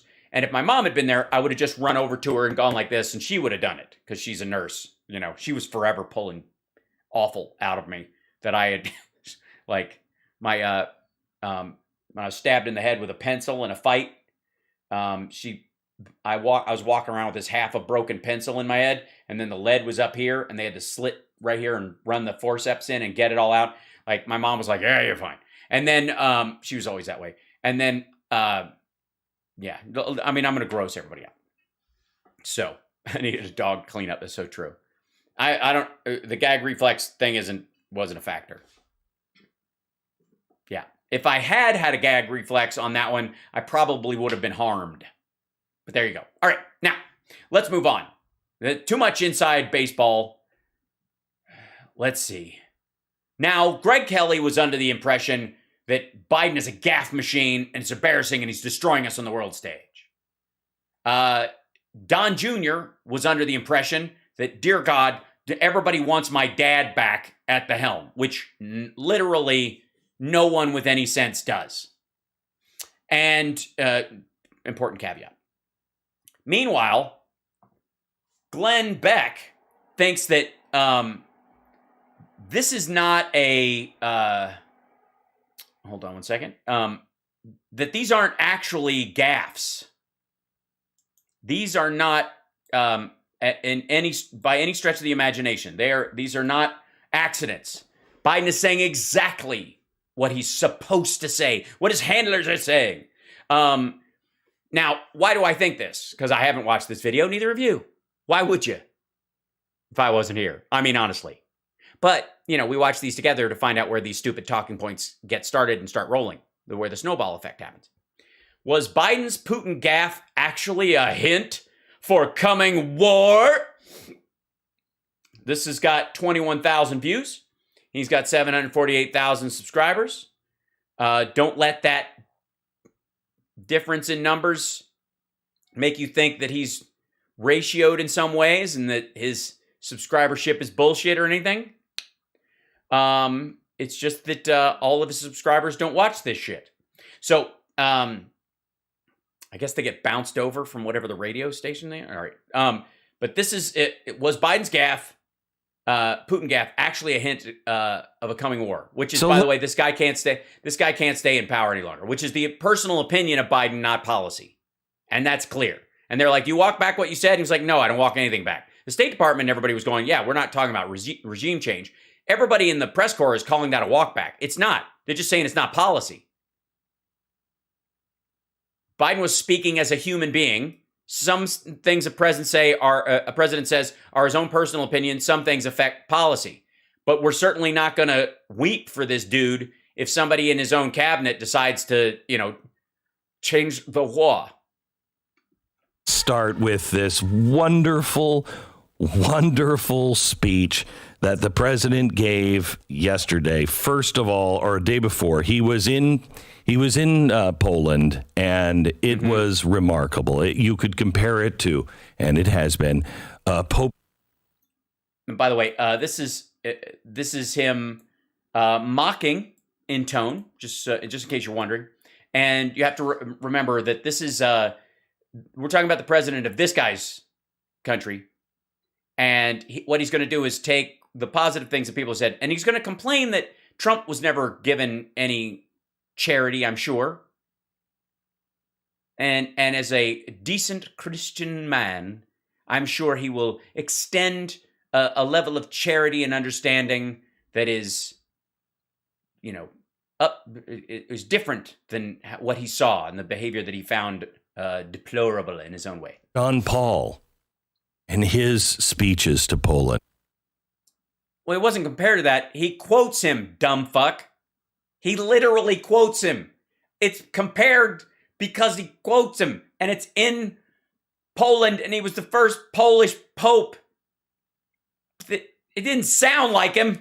Jesus. And yes. By the way, this is retired mime Glenn Beck today. If you're keeping track of your Glenn Beck action figures, JFK and Ronald Reagan Well, because of the importance of the speech. And probably only Reagan because they're about the same age. I think it's true. I mean, he really went right where everybody who is involved in this, right where they live. Cut 5, please. As a matter of economic security and national security for the survivability of the planet, we all need to move as quickly as possible to clean renewable energy. And we'll work together to help to get that done. That's great. That's great. That's your biggest fucking worry? Yeah, dum-dum. How do you get off Russian oil and gas and Saudi oil and gas? And how do you get Europe off of Russian and Saudi oil and gas? And how do you literally pull, well, figuratively, analogously, pull the teeth of those tigers? By getting us off of fossil fuels and onto renewables, you dipshit. That's right. You, he Sarah. also was talking about Ukraine and NATO and what was happening with Ukraine. And I think what's great. By the way, because he chose to deal with the overarching problem of oil and gas and Europe's reliance on Russian oil and gas and the fact that they've cut it off, he sought to deal with it on a broad scale as part of the speech, because that's part of the strategy. Is what he ended it with. Now, listen how awkward this is. Usually. Oh, yeah, let's see. It's awkward. I'm sure that what we'll hear an audible gasp. Eve, on a happy note, President Biden decided not to. Hear it. Yeah. What? I mean, there are currently women and children sheltering in Mariupol to hide from bombs. There are people being kidnapped. Why couldn't he end on a happy note? Why couldn't he play YMCA? Right? Why couldn't he just jerk off people to his left and his right and let him like mime jizz all over his face like Trump would? Duke, Duke, Duke. Young men, why couldn't he do that? You know what I mean? Just help people take their mind off the war for a second. Ukraine will never be a victory for Russia, for free people refused to live in a world of hopelessness and darkness. We will have a different future, a brighter future, rooted in democracy and principles, hope and light, of decency and dignity, of freedom and possibilities. For God. Yeah. And by the way, this is where he ends on he's like, decency and, this is all the things that he's talking about, and then it goes to the, for God's sake. Decency and dignity, of freedom and possibilities. For God's sake, this man cannot remain in power. Okay, all right. So here's Stu in the background going, shit. How are we supposed to do this? I did say mime jizz. You heard me right, Ford. How are we supposed to call him Sleepy Joe and accuse him of not being a leader and you know, when he says shit like that? That was weird. Apparently not in No, it wasn't. the speech. I don't know if you can. Right. Yeah. Oh, so he speaks off the cuff as well.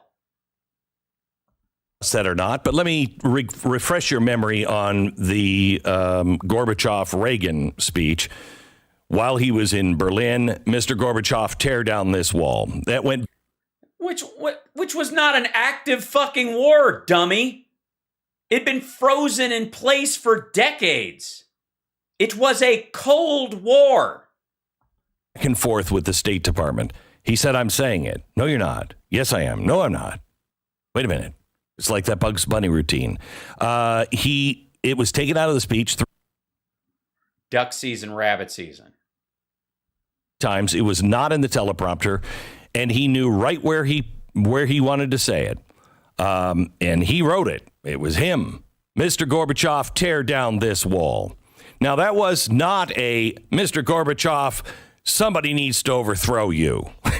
Quite. That's because Gorbachev was a partner in this. They had already been through this period. He had actually lured them out into this point. Like, Gorbachev was not Putin. Putin and Gorbachev are not the same fucking guy. They didn't have the same goals. Gorbachev, like Yeltsin, wanted Russia open. They recognized the change. Putin wants it to go back. It's a different fucking person. Why is it that they think it's smart to have the same strategy and attitude towards the leader of a country, no matter who the fucking leader is? Right? Oh, hold on one second. Now I have to look this up. This is going to bug me. Was it Bismarck? Hold on. Yeah. Yeah. Fucking, yes. Field Marshal Paul von Hindenburg. He was the leader of Germany before Hitler. Why couldn't we talk to Hitler like we talked to Hindenburg? Heck, why aren't we talking to Olaf Scholz the way we dealt with Hitler? Tell me, Glenn, what is the difference between people? Is there a difference, really? Different. But the State Department was against that because it would cause all kinds of problems, they thought. And it did. It did. Unfortunately for the Soviet Union, not for the rest of the free world. It freed the world. Now, Putin... did it? I'm sorry? Because you assholes were just saying that part of that agreement during that whole conversation where, you know, Baker and during those conversations when they said not 1 inch into East Berlin, we're not going to expand in that whole conversation. Remember that bullshit? And then 2 years later? No? All right. I mean, this was...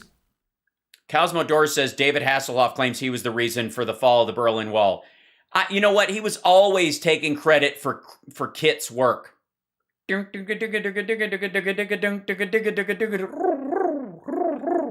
Michael. All right. It seems like an ad lib because you wouldn't have put that at the end of the speech. But Mr. Mental Agility couldn't find a place to put that into the speech. So just at the end. Oh, so he just said it when he said it. And you just thought there would be a better place to say the thing that shouldn't be said at all, according to you. You know, if you're going to say something that's terrible and wrong, say it in the middle. It's like the whole time. Now think about this. If it was an ad lib, the whole time he's thinking, this guy can't be in power. This guy can't be in power. Right. And so is everybody there. Did you hear the part where he said, I think we have some Ukrainians here with us, and there was a huge roar? He can't find a place to put it in the speech, so he just adds it to the end. Now, is it possible that that's what he really thinks? Well, let's remember.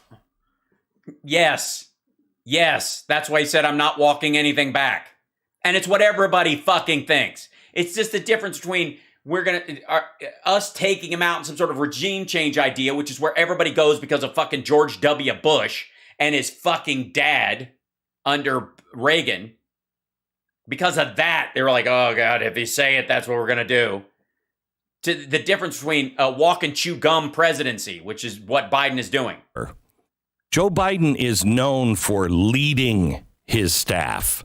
He's known for whatever the policy is. He's known for like when he came out for gay marriage before the rest of the Obama administration was ready to. And he just said it because he totally believes it. Yeah, he does have like accidental honesty sometimes. And they call it a gaffe, but a lot of times he's just saying what he really feels. And it's weird how what he really feels lines up with a lot of fucking people. By the way, this is the same crowd who was like, that's the great thing about Trump. He's not a politician. He says what he thinks. He doesn't let his handlers tell him what to talk about. Working on, do you remember the homosexual marriage thing? Yes, the homosexual marriage thing. That's what it was called. I was racking my brain. The homosexual marriage thing. Fucking hell. You just can't not, can you? You just have to be a prick. Fuck you. know that the White House was working on a draft to announce, they were for gay marriage, yada, yada. And they passed it, and it's good. And that's a positive thing because America is a symbol of freedom on the planet. And that's yet another feather in our cap as emblems of freedom all over the world. And then Joe Biden just came out on some weekend and went, I'm always for gay marriage. That's where we need to be. Yeah, but the paperwork said homosexual marriage, so people just blew it off. Hold on. What is this bullshit quote he's going to be making up? Hold on. Put this in here.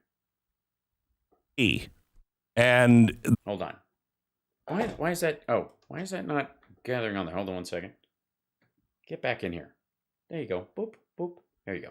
Yada. And Joe Biden just came out on some weekend and went, I'm always for gay marriage. That's where we need to be. And what a terrible, terrible, terrible thing. The White House was a little pissed. Remember that? Oh, yeah. Okay, so he's done that. Yes, they were pissed because they were in the process of getting the rest of society to start being on board with that by slow walking the talking points and working with everybody and working with charitable groups and AIDS Walk and these groups like that to get the message out and all this stuff. And he just went out and fucking said it because you should be able to, like a goddamn adult. And the only reason you would hold it back is because of these pricks. Kind of thing several times where he leads the staff. He just blurts. Yeah, it's weird. And as president, imagine the president of the United States leading. I thought he was supposed to be a puppet, right? Isn't somebody else supposed to be telling him what to say and do? Are we going to get to that? Is that what this is? That they implanted the thought into him with a dart and he can't not say it? Oh, I mean, this conflict began around that whole situation where he said a minor incursion might not be that big of a deal. Right. No, he's saying they would fight that mainly cyber stuff or whatever. They walked around that one. That was blurby. I agree. But nobody thought for a second that we'd be like, no, we're going to cross our arms. We're not talking about that shit. We're not talking about Crimea where they're building up troops in Donbass, places they already have. Nobody thought that for a fucking second. We're not talking about a situation. And he was referring back to what happened last time. Same type of moment. Yes. Hal, who is they? That's a good question. The only person who knows who they is, apparently, is Russell Brand. You'll have to ask him. Go ask Russell Brand who they and them is, because he uses those pronouns, and not in a respectful way towards non-binary people. He uses those all the time for this category of Illuminati assholes that magically fucking control everything, and no matter what you do, they're on every side of every issue. So they're outside your door and they're in your garage and they're under the house and they're on the roof. They're all around you. There's a man on the wing of this plane. Also, take my meditation course. Right. So if he's thinking this, and this is an ad lib, what does that mean? If he's thinking this, and this is an ad lib, could it be his genuine feelings about it that are in line with the feelings of everybody he's talked to? Now let me give you some. Let me give you some additional stuff. There's a possibility he's just completely senile, and that's a good starter kit. Yeah, he's just completely senile, and just go with that one. Right. Yeah. He was right the whole time about Putin and he didn't buy any of this bullshit. And even Zelensky and NATO leaders were like, I don't think Putin's going to attack. And Biden's like, I've been looking at this shit. He's coming. He's already made up his fucking mind. That's a discussion we should have, because if he's... Glenn, I have concerns about your mental state. For real. I don't know if it's brain inflammation or you have some sort of RFID chip put in you when you went overseas. Out of control. He should not be the president of the United States. I honestly don't think that's it. I think he has a different point of view. And That's right. This is not doddering Joe Biden who doesn't know where he is. This is criminal mastermind Joe Biden. This is the creature from the upside down over the entire earth in Hawkins, Indiana? Yeah. Make the case here.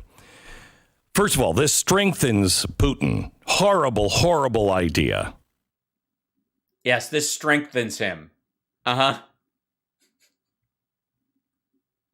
Yeah, I mean, just Biden saying this means the rest of his people are going to go, well, look, you're not going to kill this guy. That's my fucking job. Horrible idea.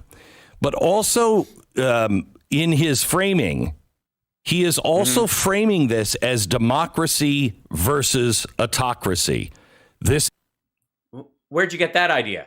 Oh, from the entire theme of the fucking speech? The theme of his first year. Yeah. It's a big deal. Now, if you like democracy, you get it. If you gargle the balls of autocracy all the time and wish there was a much simpler situation where you could just enforce your will on people, then obviously you feel you're on the downslope of this argument. Nightmare year. This is one of the first things that stood out. A nightmare year? Oh, right, because we got out of Afghanistan and you wanted us to stay forever. Gotcha. Me in his first speech from the well of the Senate, when he told all of the people sitting there in the Capitol that you were the people that made the world a better place, that they were the people that got us through this pandemic, not the American people, the people. Well, because of the work that they did creating bills and stepping up to the plate. Fucking hell. That's like saying, like going to a bunch of firemen and firewomen, like fire persons, and saying, you guys did a great job putting out the fire. And the people who were, who are in the ambulances, and they're like, what about me? I fucking walked 18 feet. I got on the stretcher. I was the one smoking in bed. Right, or whatever. Yes, we know the American people are, but the American people didn't have the means and wherewithal to make it through this on their own. And then he twice, maybe three times, questioned democracy versus autocracy. What do you mean he fucking questioned it? He didn't question it. He's 100% behind democracy. You're not. So he's going for a bigger thing. He's not going for the Putin. The halfway between democracy and autocracy? Getting out of Ukraine. He's going for something much, much bigger. Case in point, did you see the weird tweet that came out from his office? He's not on Twitter. I don't even think he knows how to work the phone. He's like, the phone doesn't have that little grinder there on the... Oh, yeah, I get it. He's older. I get it. Old people don't know what they're doing. Yeah.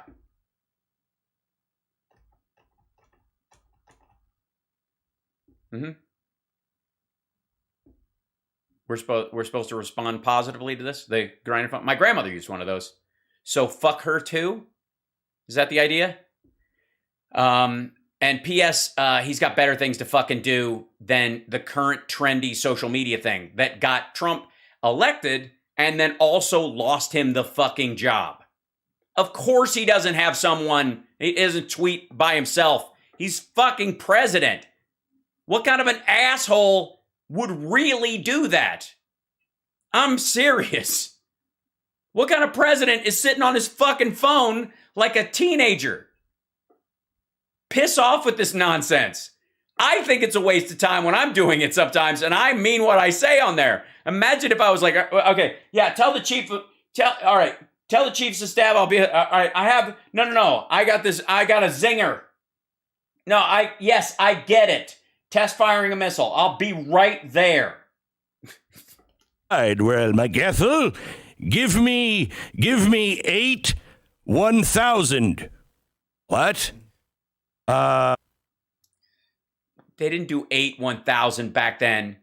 It was Klondike, KL 42157. Klondike calling KL 1247. And this is a trunk call, station to station, to Abigail 94725. Abigail 94725. This is Klondike, KL 427. So I don't think he knows how to work. I don't think you know how to work this fucking joke. Get it together. Any kind of phone. Who gives a fuck? You know what he knows how to operate? This kind of phone. The kind fucking here. This kind. Yeah. Actual conversation. Yeah. I'm certain Biden can handle one of these. We're fine. I don't need him fucking here, give me your phone. I can figure it out. What's happening? Oh, your screen's dimmed. Fuck. Sitting on the pot, tweeting. Listen to this. Which is what fucking Trump did all the time. Twitter from the shitter. That's what he was the president of. We are engaged in a new great battle for freedom. A battle between democracy and autocracy. Yeah, gee, Glenn, I don't know where you got the idea that theme might show up. Oh, because it's a direct fucking quote? Liberty and repression. This battle will not be won in days or months either. We need to steel ourselves for the long fight ahead. Yeah. What do you think Russia is? A goddamn app? Speaking of being on your phone too much, what do you think? Like, okay, yeah, let's see. What kind of words I got? Like, swipe right if I like it. Okay, let's see. Give American bases to Russia and Syria. Swipe right. Ukraine, swipe left. Let Russia have it. So deal with Xi Jinping. Swipe left. Right. Right. I'll put a pause on it. I'm gonna need a full body shot for that decision. Wow. Gee, it's almost as if America is the premier democracy on the fucking planet, and these people have had it out for it since its very inception. Wow. Did you just wake up to giving a fuck, Glenn? Wow, what does he see coming? This is going to continue, and then once Russia, if they get out, if they stay in there, if this battle goes on for a few months, this is going to entrench what's going on with Russia, entrench what's going on with China to some degree. We're going to be reshoring plants and getting them out of China for the next half a decade, at least the next 5 years, right? It's going to take some time because we got entrenched in all these places. Business interests, global interests, got in, it was treating everybody equally when they fucking well aren't. So extracting yourself from that situation is going to take some time and some work. And you got to recognize there's going to be 2 steps forward and 1 step back. And sometimes they're going to seem like they're playing as friends, and then they'll fuck you at the drive-thru. Now, Blinken came out this weekend and said, that's not what he means. I suggest it is. Because what? It's not policy, but go ahead. You suggest it is. We're going to topple the Russian government, and we're going to replace it with an Afghanistan-style democracy. Was the other problem? What was the other thing that he said this weekend? I don't know, Glenn. If I had a giant fucking touchscreen computer in front of me, I could click on it and look. Was over there. He made several things that they had to walk back, but they were all in exactly the same direction. Geez, wait a minute. A coordinated effort that's been thought out? One that's been talked over with our allies and coordinated? Of course it is. What do you expect him to do? I don't know. He went to Poland, said one thing. Then he goes to Germany. He's like, forget what I said in Poland. Cut 13. Now, but the Ukrainian people have a lot of backbone. They have a lot of guts. And I'm sure you're observing That's true. it. And I don't mean just the military, which is we've been trained in since back when Russia moved into in the southeast Ukraine. but also the average citizen. Look at how they're stepping up. Look at how they're stepping up. And you're going to see when you're there, and some of you have been there, you're going to see. Oh, that's the clip that Greg Kelly played. Women, young people standing in the middle of front of a damn tank, just saying, I'm not leaving. I'm holding my ground. They're incredible. All right, okay. They take a lot of inspiration from. Okay, you can take a lot of inspiration from it. And you know, woman. And by the way, this is U.S. troops at, let's see, Joe Biden visits U.S. troops at close to the Ukrainian border. Okay, so again, this is what they're extracting from this. We're going to send troops into Ukraine, which we're not. But he's talking about guys who've trained them, and then there's other people there who are going to go, not just troops. It's like, this is just, but please, just show this part of it over and over. Just died. The Secretary of State used to have an expression. She said, we are the essential nation. It sounds like a bit of hyperbole, but the truth of the matter is, you are the organizing principle around which the rest of the world is, the free world is moving. Okay, stop. There's three things wrong with that. America sucks, no way, and we're not going to help, blah, blah, blah, right? Okay, first of all, of course we are. If it wasn't for the U.S. Navy, there would be no international trade routes in the waters because they would be overwhelmed with pirates all the fucking time, because each of these individual countries along these coasts would not have the money to protect these coastal waters, and therefore nobody could get fucking shipments anywhere on the fucking planet. Of course we are. Fucking hell. Here. First of all, let me take down the obvious kind of essential one going to his mind state. That woman that just died, that would be Madeleine Albright. But he couldn't recall her name, that woman who just died. Okay. So that makes a case. Hold on. I missed that part of it because I was talking about what he said. Is it indeed? Oh, hold on one second. Ukraine, but also the average citizen. Look at how they're stepping up. Look at how they're stepping up.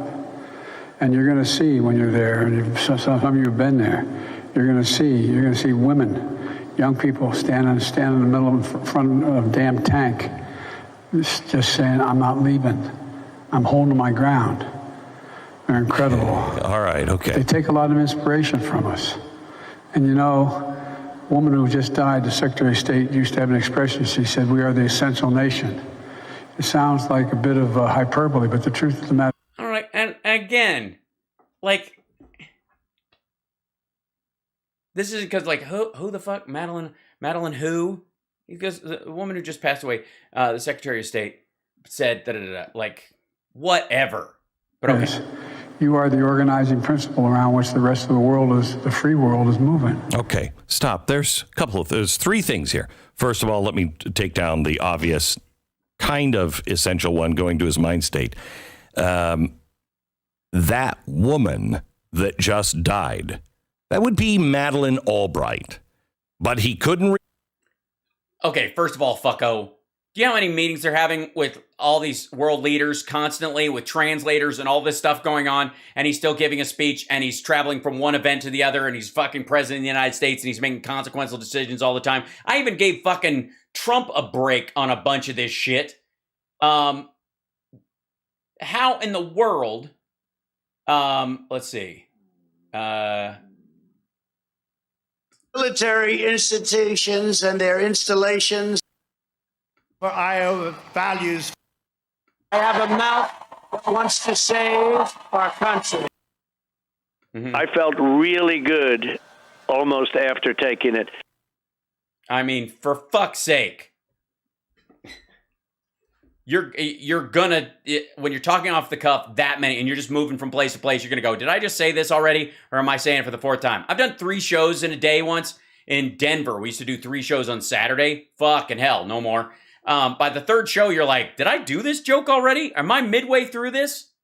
Whenever I'm doing the Ultimate Jam Night, a lot of times I'll learn a song for the jam night that nobody else wants to do because the lyrics are complicated or the notes are really high or both. And I'm happy to do it. But sometimes they're really difficult songs, right?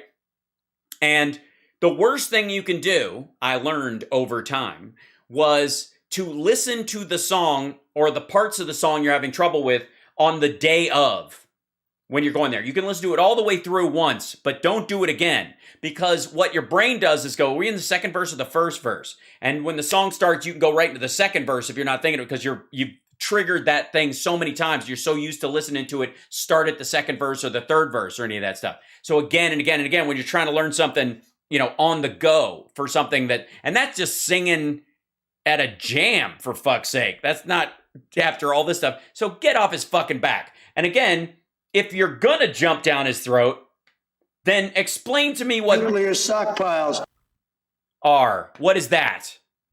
Her name, that woman who just died. Okay. So that makes a case. He doesn't know what the hell he's even talking about, which is a conversation. But hold on. Fucking Glenn Beck has gone up multiple times. Anybody who talks for a fucking living is like, what's the fucking person who did the thing with the blah, blah? And it's something you could talk about all the goddamn time. Right? You could be a story you were talking about just before the break. We've watched him a dozen times go up on something where Stu had to fly in a piece of information to him and it like really baseline shit on a reference that he made on his show. Fuck off with this stuff. The Burmese executives. So this Burmese, they say, pronounce it Burmese. No, they don't. No one ever said that to him. Not fucking ever. Nobody said, Mr. Trump, just in case you want to know, it's Burmese. Yeah, don't, and whatever you do, don't say Burmisma as you trail off into nothingness. Company that his son worked for, that's Burmese. That's Burmisma. That's Burmisma. We should have. But let's look at this as maybe he does know what he's talking about. He just has no filter on it. When he suggested that the troops that were stationed in Poland, that they would witness the bravery of the American people when you're there, he immediately... Well, the idea is that, I got news for you, asshole. Whenever this ends, our troops are going to go in there and train their people. That's what they did before. That's what they're going to do again. It happened after Crimea. It happened after Donbass. It's going to happen after this. And you're going to meet these people who stood up to these tanks and they're very inspiring and fuck off with this nonsense. They're not going now. He's been very clear about that multiple fucking times. And if he says stuff like this that's ambiguous and you think otherwise, and Russia goes, shit, are they sending U.S. troops in there? Good, let them think that. Because we're not. Immediately followed it with, and a lot of you have already been there. But that... Right, because some of them have. Doesn't make sense. Now, I dismiss this as an old man gaffe when I first heard this, but this was one of the first big gaffes they had to walk back. So I dismiss this as just, it's just an old man gaffe. Well, doesn't that fit with he has to be removed? And doesn't the world looks to you the... No. Okay. Our troops and our intelligence community and with NATO troops, by the way, trained Ukrainians. Since 2014, we've been engaged in that shit. Even before that, honestly. But since then, especially, we stepped it up. You are the organizing principle that the world is being built around? Yes. Those fit. Yes, it does. Yeah, that's actually how it works. Because our guys who train all these folks are the reason they can stand up and use the gear that we send them. And also they work with NATO in an alliance to make sure that democracy and the alliance of democracy fucking survives in the face of the world's Vladimir Putin's and fucking Kim Jong-un's. And of course. So I'd like to give the president the benefit of the doubt. But if I'm on the opposing side, which you are, I'm advising Putin because this is what. Well, all right. actually, the war is going so bad for them, this might actually be happening. We have to do. What is this president even saying? Is he incompetent, or is he revealing what their real intention is? I would say, if I were advising Russia, I don't know, Mr. President, but well, then I hope he has you on the hotline, Glenn. Thank you very much. Thank you, Glenn. But apparently you would say the same thing to Vladimir Putin if you were in his employ that you're saying to the rest of us. The difference is that we can just laugh at it, and he would put a bag over your head and have you dragged out of the fucking room and beaten with reeds. What the fuck? I would tell him, I don't know. My own bias against this man makes it impossible for me to read anything he's saying because my head is so far up my ass, I think it's always nighttime. I think that there is a pattern here. I don't know, but I think there's a pattern here. Let me bring out my blackboard. Oh, here he comes with the fucking blackboard again. Listen,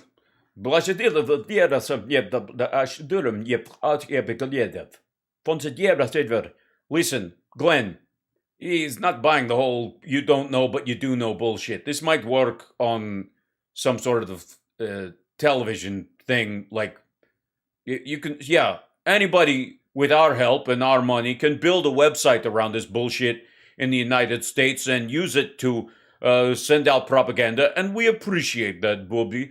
Don't get me wrong. We totally, and I'm not just wagging my mustache at you. No. But, I gotta say, Mr.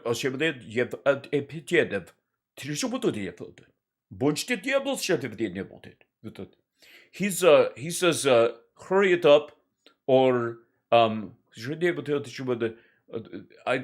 I don't know how to say this in English, but it involves porcupine, your ass, and something about a waste of time.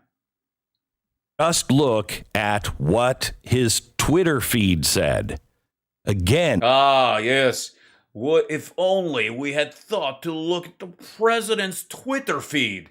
Thank God we have the great Glenn Beck-Skivovich hiding out in America under guise feeding us sweet intel. It doesn't mean that he's not senile.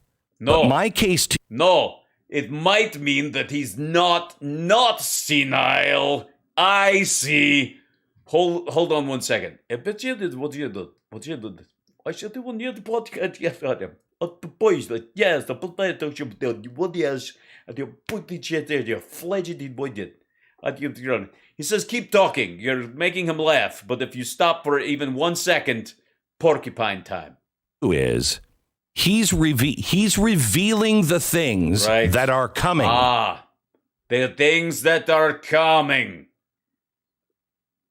Look, it shouldn't be it. Yes, Putin says, point better be coming, or you will be going, porcupine. And how do we know? Well, those were all crazy off-the-cuff clips, but they're all consistent. Ah, I see. There's a pattern to the crazy. This is so interesting, except it isn't. Or a bigger, longer war. Oh, a bigger, longer war. We like this idea. This is one thing we're good at, because it would really suck to have to go back to trying to be a functioning country with actual purpose. You know, like that whole space race thing was exhausting. Much better to make bombs and threaten the whole world. All right, maybe he's just thinking that himself, but nobody else is. Then why would the White House tweet, "We are engaged in a new great battle for freedom, a battle between democracy and autocracy"? I think I have a reason. I think because Glenn Beskishov, you fucking are, buddy. I got news for you. We don't. This is the real deal right now, buddy. I'm swinging my mustache just for you. Get it right. Do what you do. Glenn Beck. Liberty and repression. This battle will not be won in days or months either. Wait a minute. Hold on. It's one thing to say that you're going to kill Vladimir Putin, but you're going to eat him as well? What? In repression, this battle will not be won in days or months either. We need... I'm not going... Yes. Did he call me an eater? Look, for the last time, Glenn, Soylent Green is not people. Do not tell this lie to the Russian people. Soylent Beige is people. Soylent Green is avocado. To steel ourselves for the long fight ahead. Right. So you're telling me that the speech he made, they tweeted a section of the speech in coordination with what he said as a world leader giving a speech. They took a piece of the speech and they put it out. Okay, seriously, dude, you got to start putting A and B together, or we're playing roulette. That's all I'm saying. That's coming approved from the White House yesterday. Yeah, it was in the fucking speech. Dude, we got TV over here. I don't know what kind of backwater shit you think this is, man. What do you think we are, Kazakhstan? America, we better decide a couple of things. First of all, is our president competent? Right. Are our children learning? No, sorry. That's the popular term. Is our children learning? That's the proper. I learned my English the good way. If he's making these kinds of mistakes. Well, it's obviously not a mistake if they reprint. Oh, it's like Putin. Yes, because if Putin says the wrong thing, we just print it everywhere. We just put it out. Whatever it is, everything's a good idea from the boss. You know how it works. They truly are mistakes because he just is not a gaffe machine. This is a very dangerous situation. So it's uncoordinated coordination. Wow, it sounds a lot like our battle plan at this point. If he's not competent, he should not be the president of the United States. And I know what that means. That means a world run by Kamala Harris. God help us. Well, no, not run by Kamala Harris. While you guys were going through this bullshit of impeaching him for apparently doing his job, we would just fuck your country into a cocked hat. And don't worry, you will be wonderfully rewarded. But at least she would not make any sense and wouldn't be doing this stuff. What? Okay, bro, you totally fucking lost me on that last one. At least she wouldn't be making sense? So the goal is to... so is this the talking heads presidency? Watch out. You might get what you're after. Ooh, baby. Sklintet should y'all should be dead. I'm an ordinary guy. John from Oklahoma. That's my character on Twitter. God help us all. But at least she would not make any sense and wouldn't be doing this stuff. Well, thank God you straightened that out. I was so... at least someone must stop making sense. Or are we being prepped for a war? It seems to me when... Oh, believe me, if you... yeah, we're definitely prepping you for a war. Let me... And if you don't do it, we will.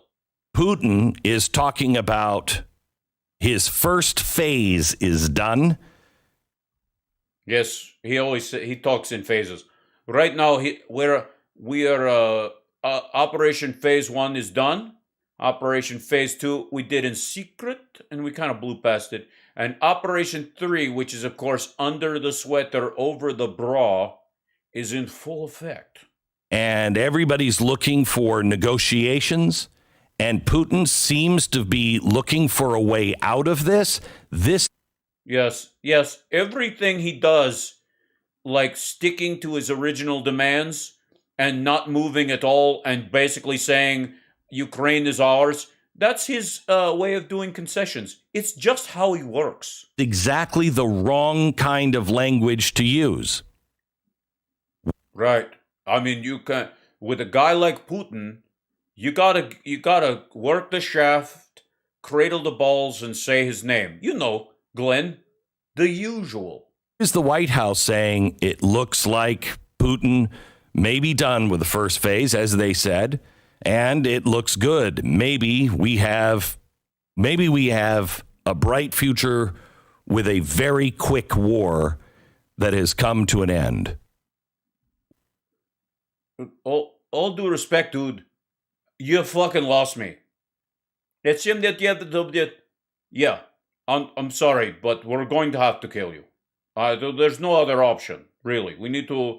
Well, look, you can get in the burlap sack yourself with the badger, or we get to make up whatever we want to do. It's sort of a coin flip kind of thing.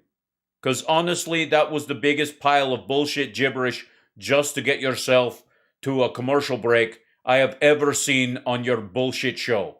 Also, what happened to Stu? Did you eat him during the break? Is that encouragement? Instead, we need to steel ourselves for the long fight ahead. I think this administration wants war. I think they want a fight.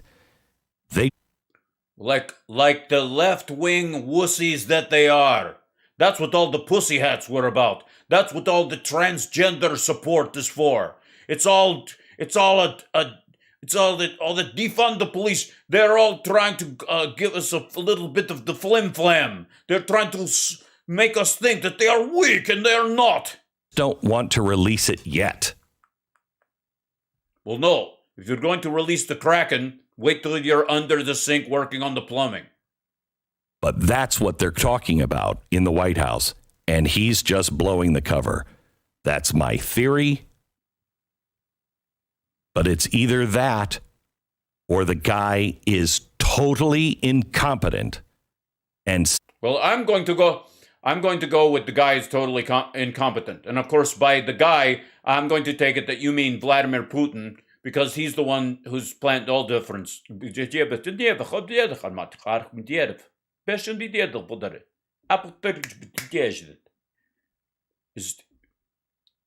he's the one who's planned this sort of eating shit right now.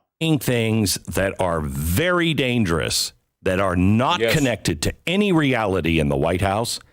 And you just told us they were all connected. I'm not going to back this shit up and do it again. That should stop. Wait a minute. What the fuck do you mean that should stop? What kind of break is that? What kind of... Honest to fucking God, what am I even watching here?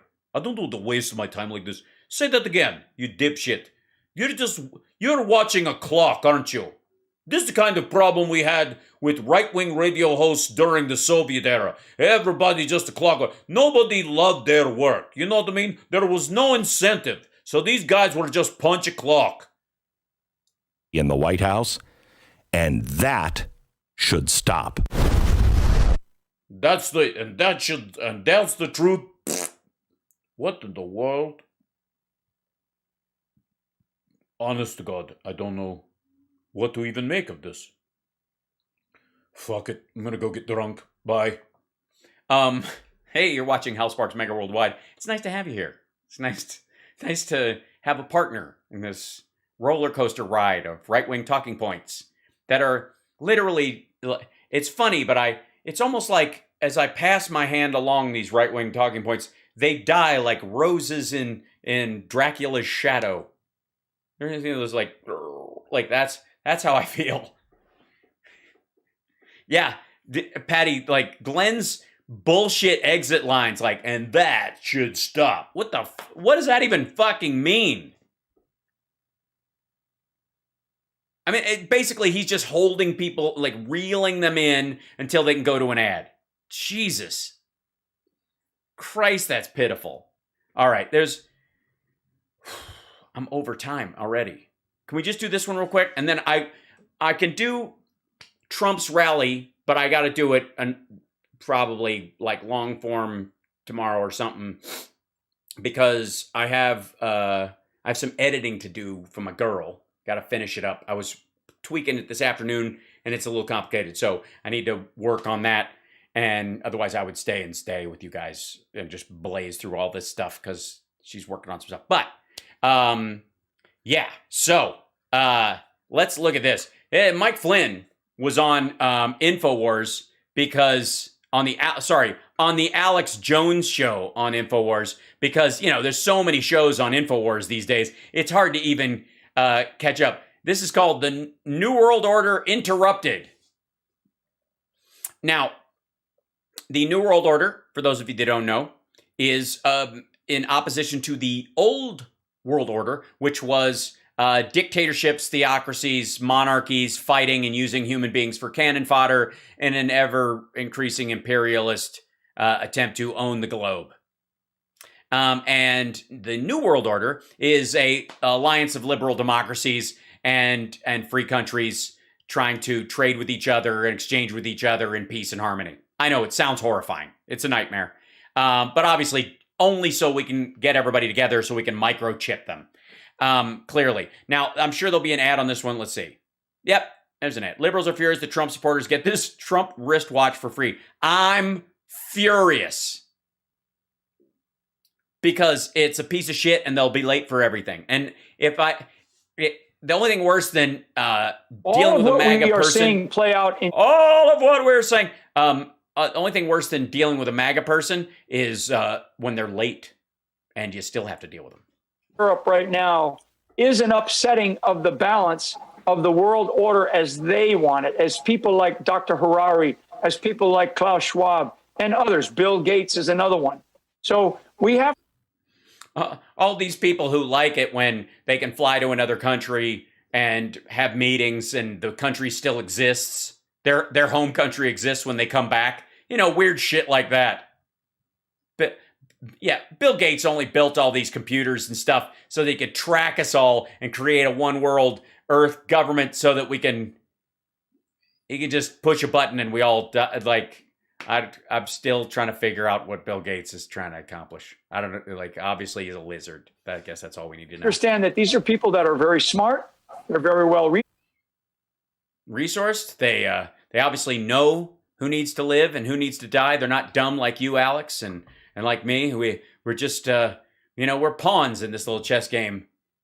Yep. And they have a very sort of strategic idea of how they want to see the world develop.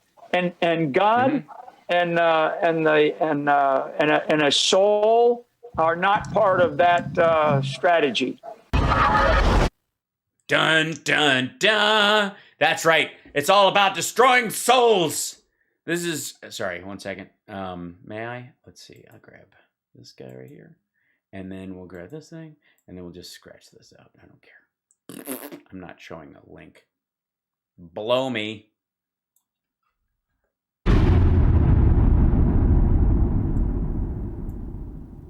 And then I saw this article in Rome. Yeah, I saw this article in highlights for kids at the dentist's office. It's the only dentist I could find that isn't linked to the DARPA.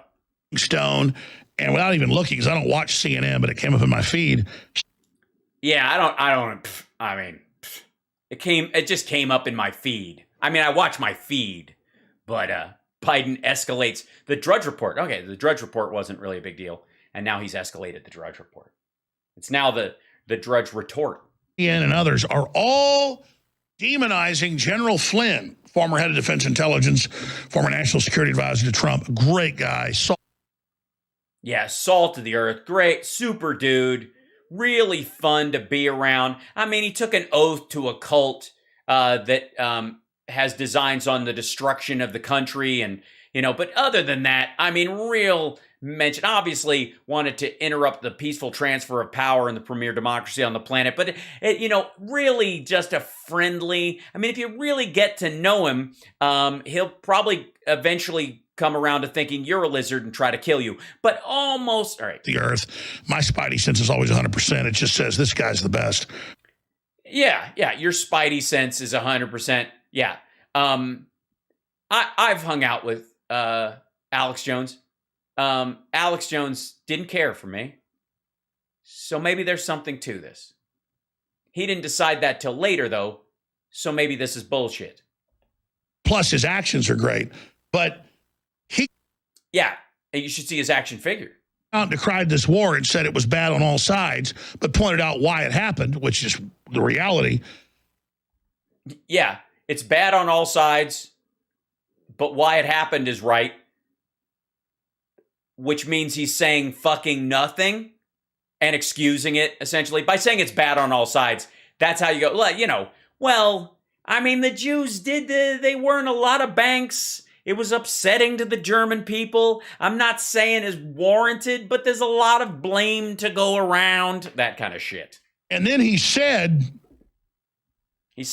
can I come on your show? You can just do it from your garage with your folding Capitol room divider. Play the clip here in a moment, that this is Bill Gates and George Soros' New World Order in trouble, and that the new... Yeah, but that's what a lunatic would say. I mean, at this point, I would trust more. Honest to God, can we just have Gary Busey on to translate? The order is falling apart because of what Putin did. Now, yeah, the New World Order is falling apart because of Putin. He fucked it up. What now? Did he fuck it up because he was part of it, or did he fuck up because he wasn't part of it? And if he wasn't part of it, maybe there's something good to it since he's an asshole. So if Putin's not part of the New World Order and he's a murderous fucking clown who kills or jails his opposition and has sent people to be honestly, he's the MBS of Russia in a lot of ways. If he's awful, is there not some is the enemy of my enemy my friend when it comes to the New World Order, Alex? Is that where you're going? No. All these CNN, MSNBC, Rolling Stone, a bunch of them said, "Oh my God, he's a Russian agent, arrest him." They literally said that. He just said that Putin's fighting the New World Order. Yeah, they didn't say arrest him for that. It's because he was part of January 6th, fucko. Nobody cares what he actually says. You can say whatever the fuck you want in this country. But when you break the law, that's like, hey, this guy actually coordinated some of the attacks on the fucking Capitol, and he's game to do it again. The New World Order, yip yap, is just part of that. You have to understand, Alex, not everybody is bullshitting about this just to make money. There are some lunatic true believers who might actually try to make good on this fuckery. Biden said it 8 days ago. Right. Yeah, a new liberal world order. It's a good thing. Biden said last weekend, like what, last Friday, so 8 days ago. Oh my God, he said the word that I've always said is bad, and he said it like it's good. Now, what that could mean one of two things. It means two of one thing. This could mean three of two things. Either Biden said something that was bad, or he pointed out that everything I say is bad, or that I'm know better and know he's saying something good, but I just say it's bad so that I can sell prepper food to a bunch of fucking nudniks, and I'm friends with other people who actually believe this bullshit, because if I'm not, they'll kill me. 7 days ago, whatever it is, Friday before last. Yeah, I mean, it doesn't matter. I mean, in the New World Order, there are no clocks. There are no calendars. There are no days. Every day ends in Y. It's just today. It's like Groundhog Day with communism. With nothing, we don't even get donuts to eat, and we never learn to play piano. Said, we're a new world order, and Russia's broken the new world order, so now we've got to lead the new world order, and he admitted that, and then Flynn comes out. Is that how he said it? Did he go, we're I don't remember when Biden did this, but I mean, this is one of the best Biden impersonations I've ever seen. Ladies and gentlemen. Deal with broken. I don't broke a new order. Yeah, say what you want, but this invasion by Putin has really shooken up their New World Order, and they go, oh. The liberal world order. He said liberal world order. My God, you are such a commie. Yeah, that's what they said. You are such a commie. That's why the former KGB guy who wants to reconstitute the USSR is against you. Because he knows better than anyone that capitalism is the way, which is why he's a crony capitalist gangster mafia type. What? Michael Flynn says Putin's Ukraine invasion is disrupting Bill Gates' new... Yeah, I'm sorry, fucko. What was that file you just put up on, somebody just put up on screen? That's what I want to know. You are such a commie. Michael Flynn says Putin's Ukraine... Hang out. All right, where's my screen grab of this? Alex, why are you hiding his face with files from your computer? Why is Hunter Biden's laptop contents on your hard drive? Who's moving this shit around? Do you not have control over your screens? It is disrupting Bill Gates' New World Order. Mm-hmm. Yeah, what a terrible notion. Hold on one second, if I may. Let's see. I obviously need this guy. And then we take this guy. Mm-hmm. I've got you just where I want you, Mr. Jones. Yes, you thought this whole time that I was actually your friend, but now I've got you exactly where I want you. Yes, it's true. I've been behind the New World Order the whole time, because only people who are part of the New World Order would try to destroy the New World Order. That's exactly what we'd want you to think. Also, I'm a lizard. Someone like Vladimir Putin has upset the balance of the New World Order, and they're trying to achieve... Uh-huh. Michael Flynn says Putin's Ukraine invasion is disrupting Bill Gates' New World Order. I'm sorry, so you weren't quoting Biden then with the New World Order. So you're actually quoting Flynn. It's fine. InfoWars, you're gonna fuck up sometimes. You're gonna mix up the president of the United States and this dipshit who's unemployed. Going to Ukraine, the former national security... I'm kidding. He's self-employed selling QAnon t-shirts. As I said, that's completely true. That's not an endorsement. Yeah, guys, it's completely true. It is. Fellas, it's just true. It's written. Just see it? What, you want me to show it to you again? We have a camera in the ceiling. What more do you need? Putin. What do you mean? You need the name of the publication, the purpose of the article, the content of the conversation, and the context with which it was. New World Order. It's what happened. It's what... Hell, Biden's been honest about that. It's oh my God. It's what happened. He's been honest about it. Which of course means he's being dishonest about it. Because that's how the New World Order works. If they tell you they're for the New World Order, they're against the New World Order. And if they tell you, all right. But they think you're so stupid that he actually just tells you what's going on, so he's bad. What? Huh?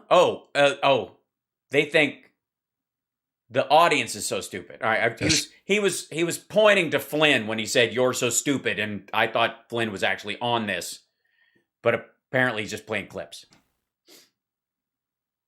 Vladimir Putin has now upset this balance of the New World Order that they were trying to achieve by going into Ukraine, and I'm probably the last person that's going to be a Putin apologist. But give me a second. The But what I do understand are the dynamics that are playing out in Ukraine right now. Yeah. And It's the I sent you dynamics. something earlier, Clay, and we don't need to go into the details of it, but Yeah, you don't need the details of the situation. Because if we got into the details of what I sent you, it would show that I'm apologizing for Putin. But anyways, all of what Clay, we are seeing play out in Europe right now is an upsetting of the balance of the world order as they yeah, are we playing this shit as again? people like Dr. Harari, as people like Klaus Schwab and others. Bill Gates is another one.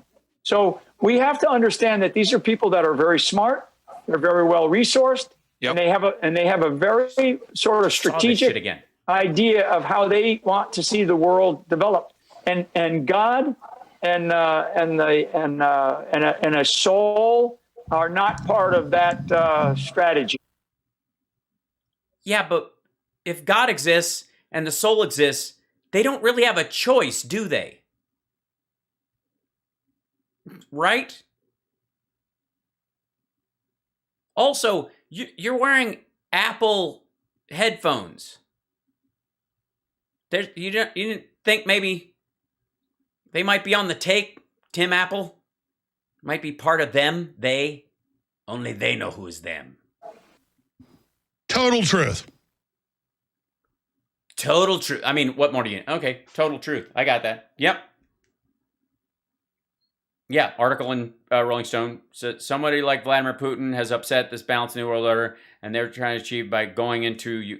They were trying to achieve by going into Ukraine. We weren't going into Ukraine. What the fuck are you talking about?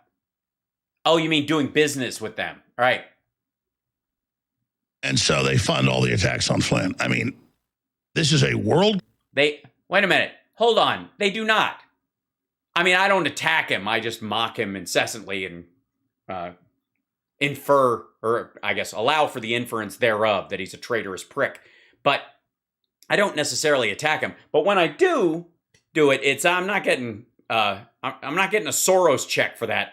Bill Gates couldn't give fuck one. Honestly, I feel very upset about that. And Tim Apple, where are you? Carrying this all on my own back. New World Order, and what Putin is doing is messing that up. Whether you're for Putin or not, that's what's happening. And Biden... Yeah,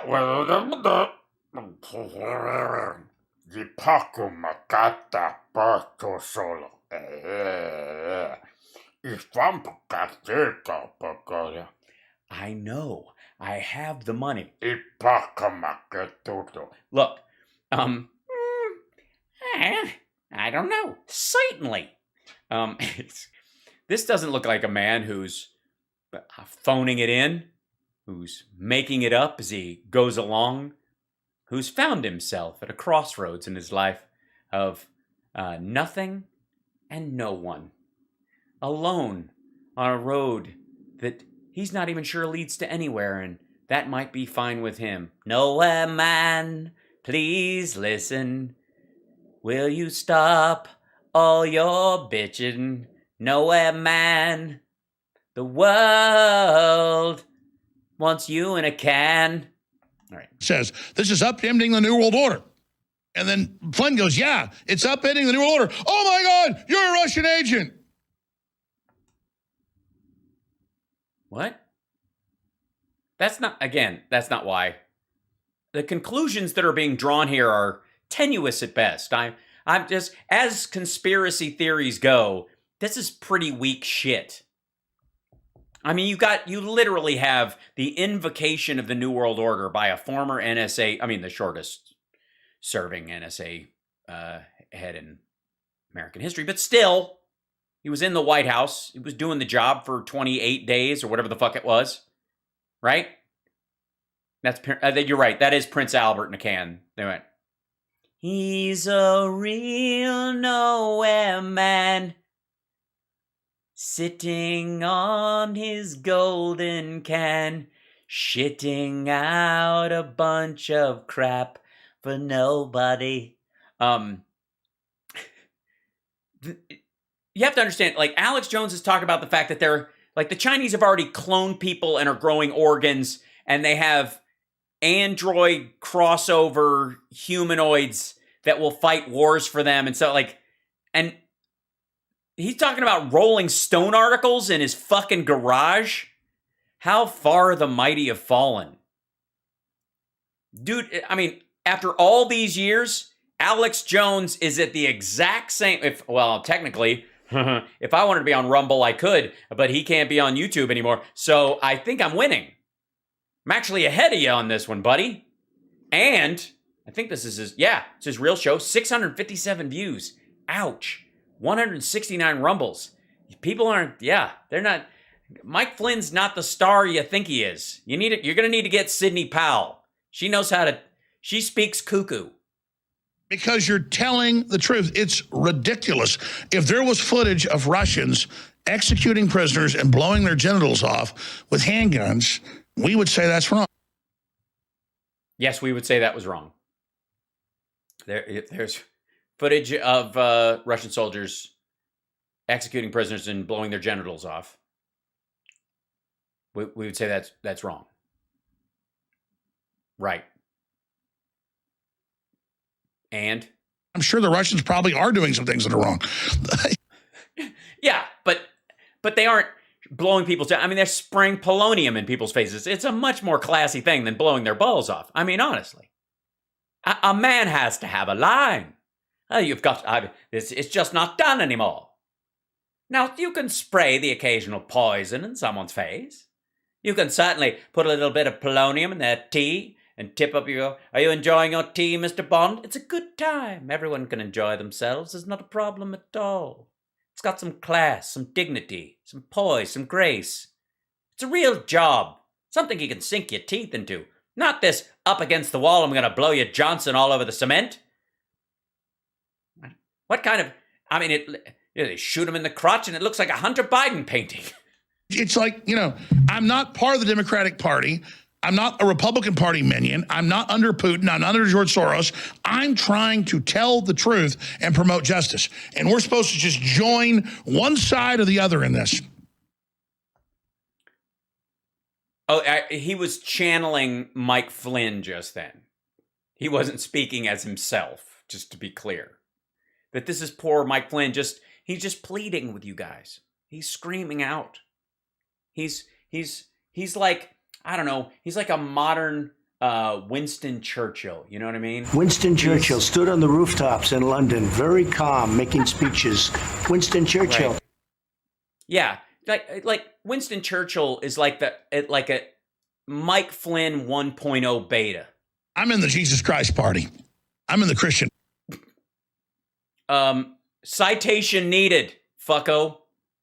For the record, Jesus healed the sick by laying on of hands. He did not sell them dick pills with traces of lead in them. When people say they want to get a little lead in their pencil, that's not what they're talking about. I'm in the survival party. I'm in the civilization party. How are these overlapped? The fuck does the Jesus survival civilization... No, survivalist and civilization are kind of opposing ideas. The survivalists want to tear down society. You can't be Ted Kaczynski and Elon Musk, fucko.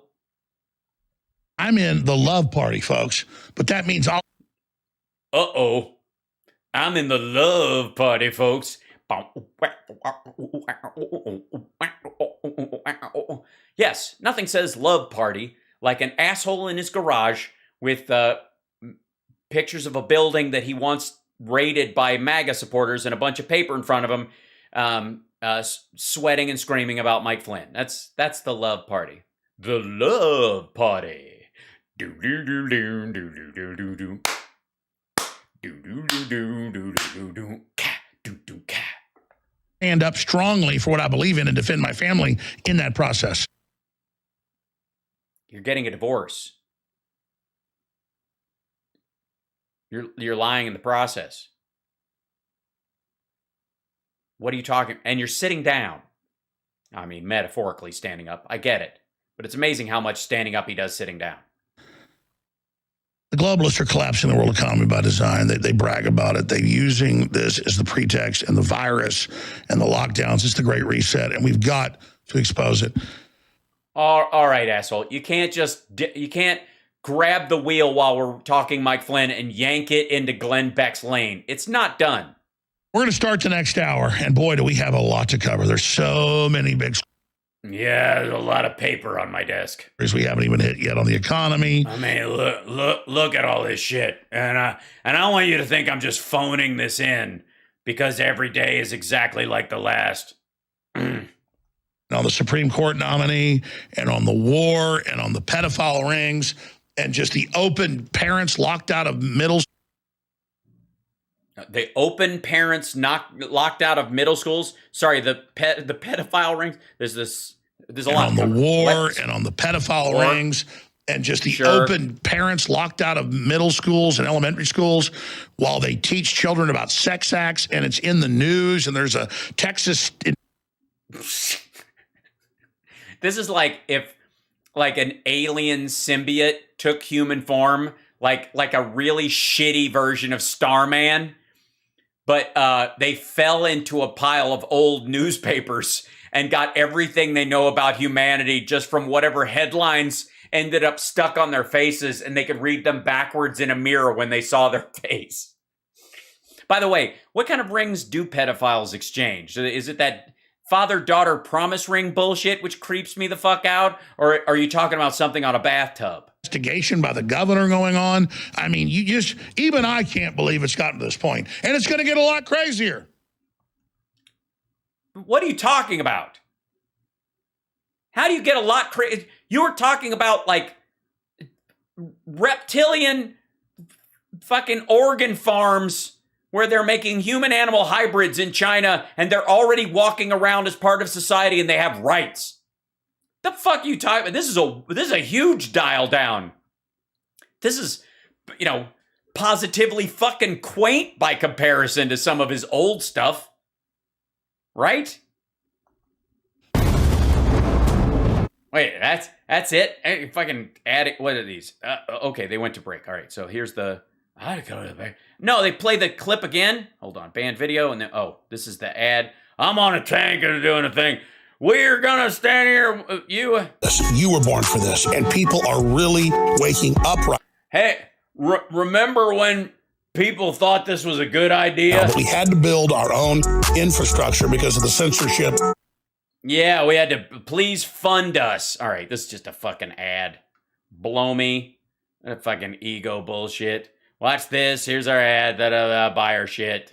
Get gear. Yeah, let's go, Brandon Middle Fingers. So you can. This is, by the way, if you don't know, this is what they use instead of toilet paper at InfoWars. I'm never using their bathroom again. That's that. Well, I obviously didn't get to the Trump rally. I'm going to have to do that separately on its own as a special report. I'll try and slap that out tomorrow, I hope. Fingers crossed. And if not late tonight, if I'm up and wired, which I very well may be because my sleep schedule's completely fucked. But I appreciate you guys. Thank you so much for joining me today. Like and subscribe, give a thumbs up, support the show in any way you can. If you like it, share it, show it, friend it, thumb it, poke it, smack it, wank. No, don't smack it. No slapping. There's a moratorium on slapping. We're done with slapping for a while. Unless it's, a little up against the side. Always with consent. But once the consent has been given, it's like vampirism. It's good anytime. You know what I'm saying? Once you say okay once, and then it's just good all the time. You don't have to re-ask. Just saying. Unless somebody says no, and then you're back to square one. It's kind of like Monopoly. Do not pass go, go straight to jail.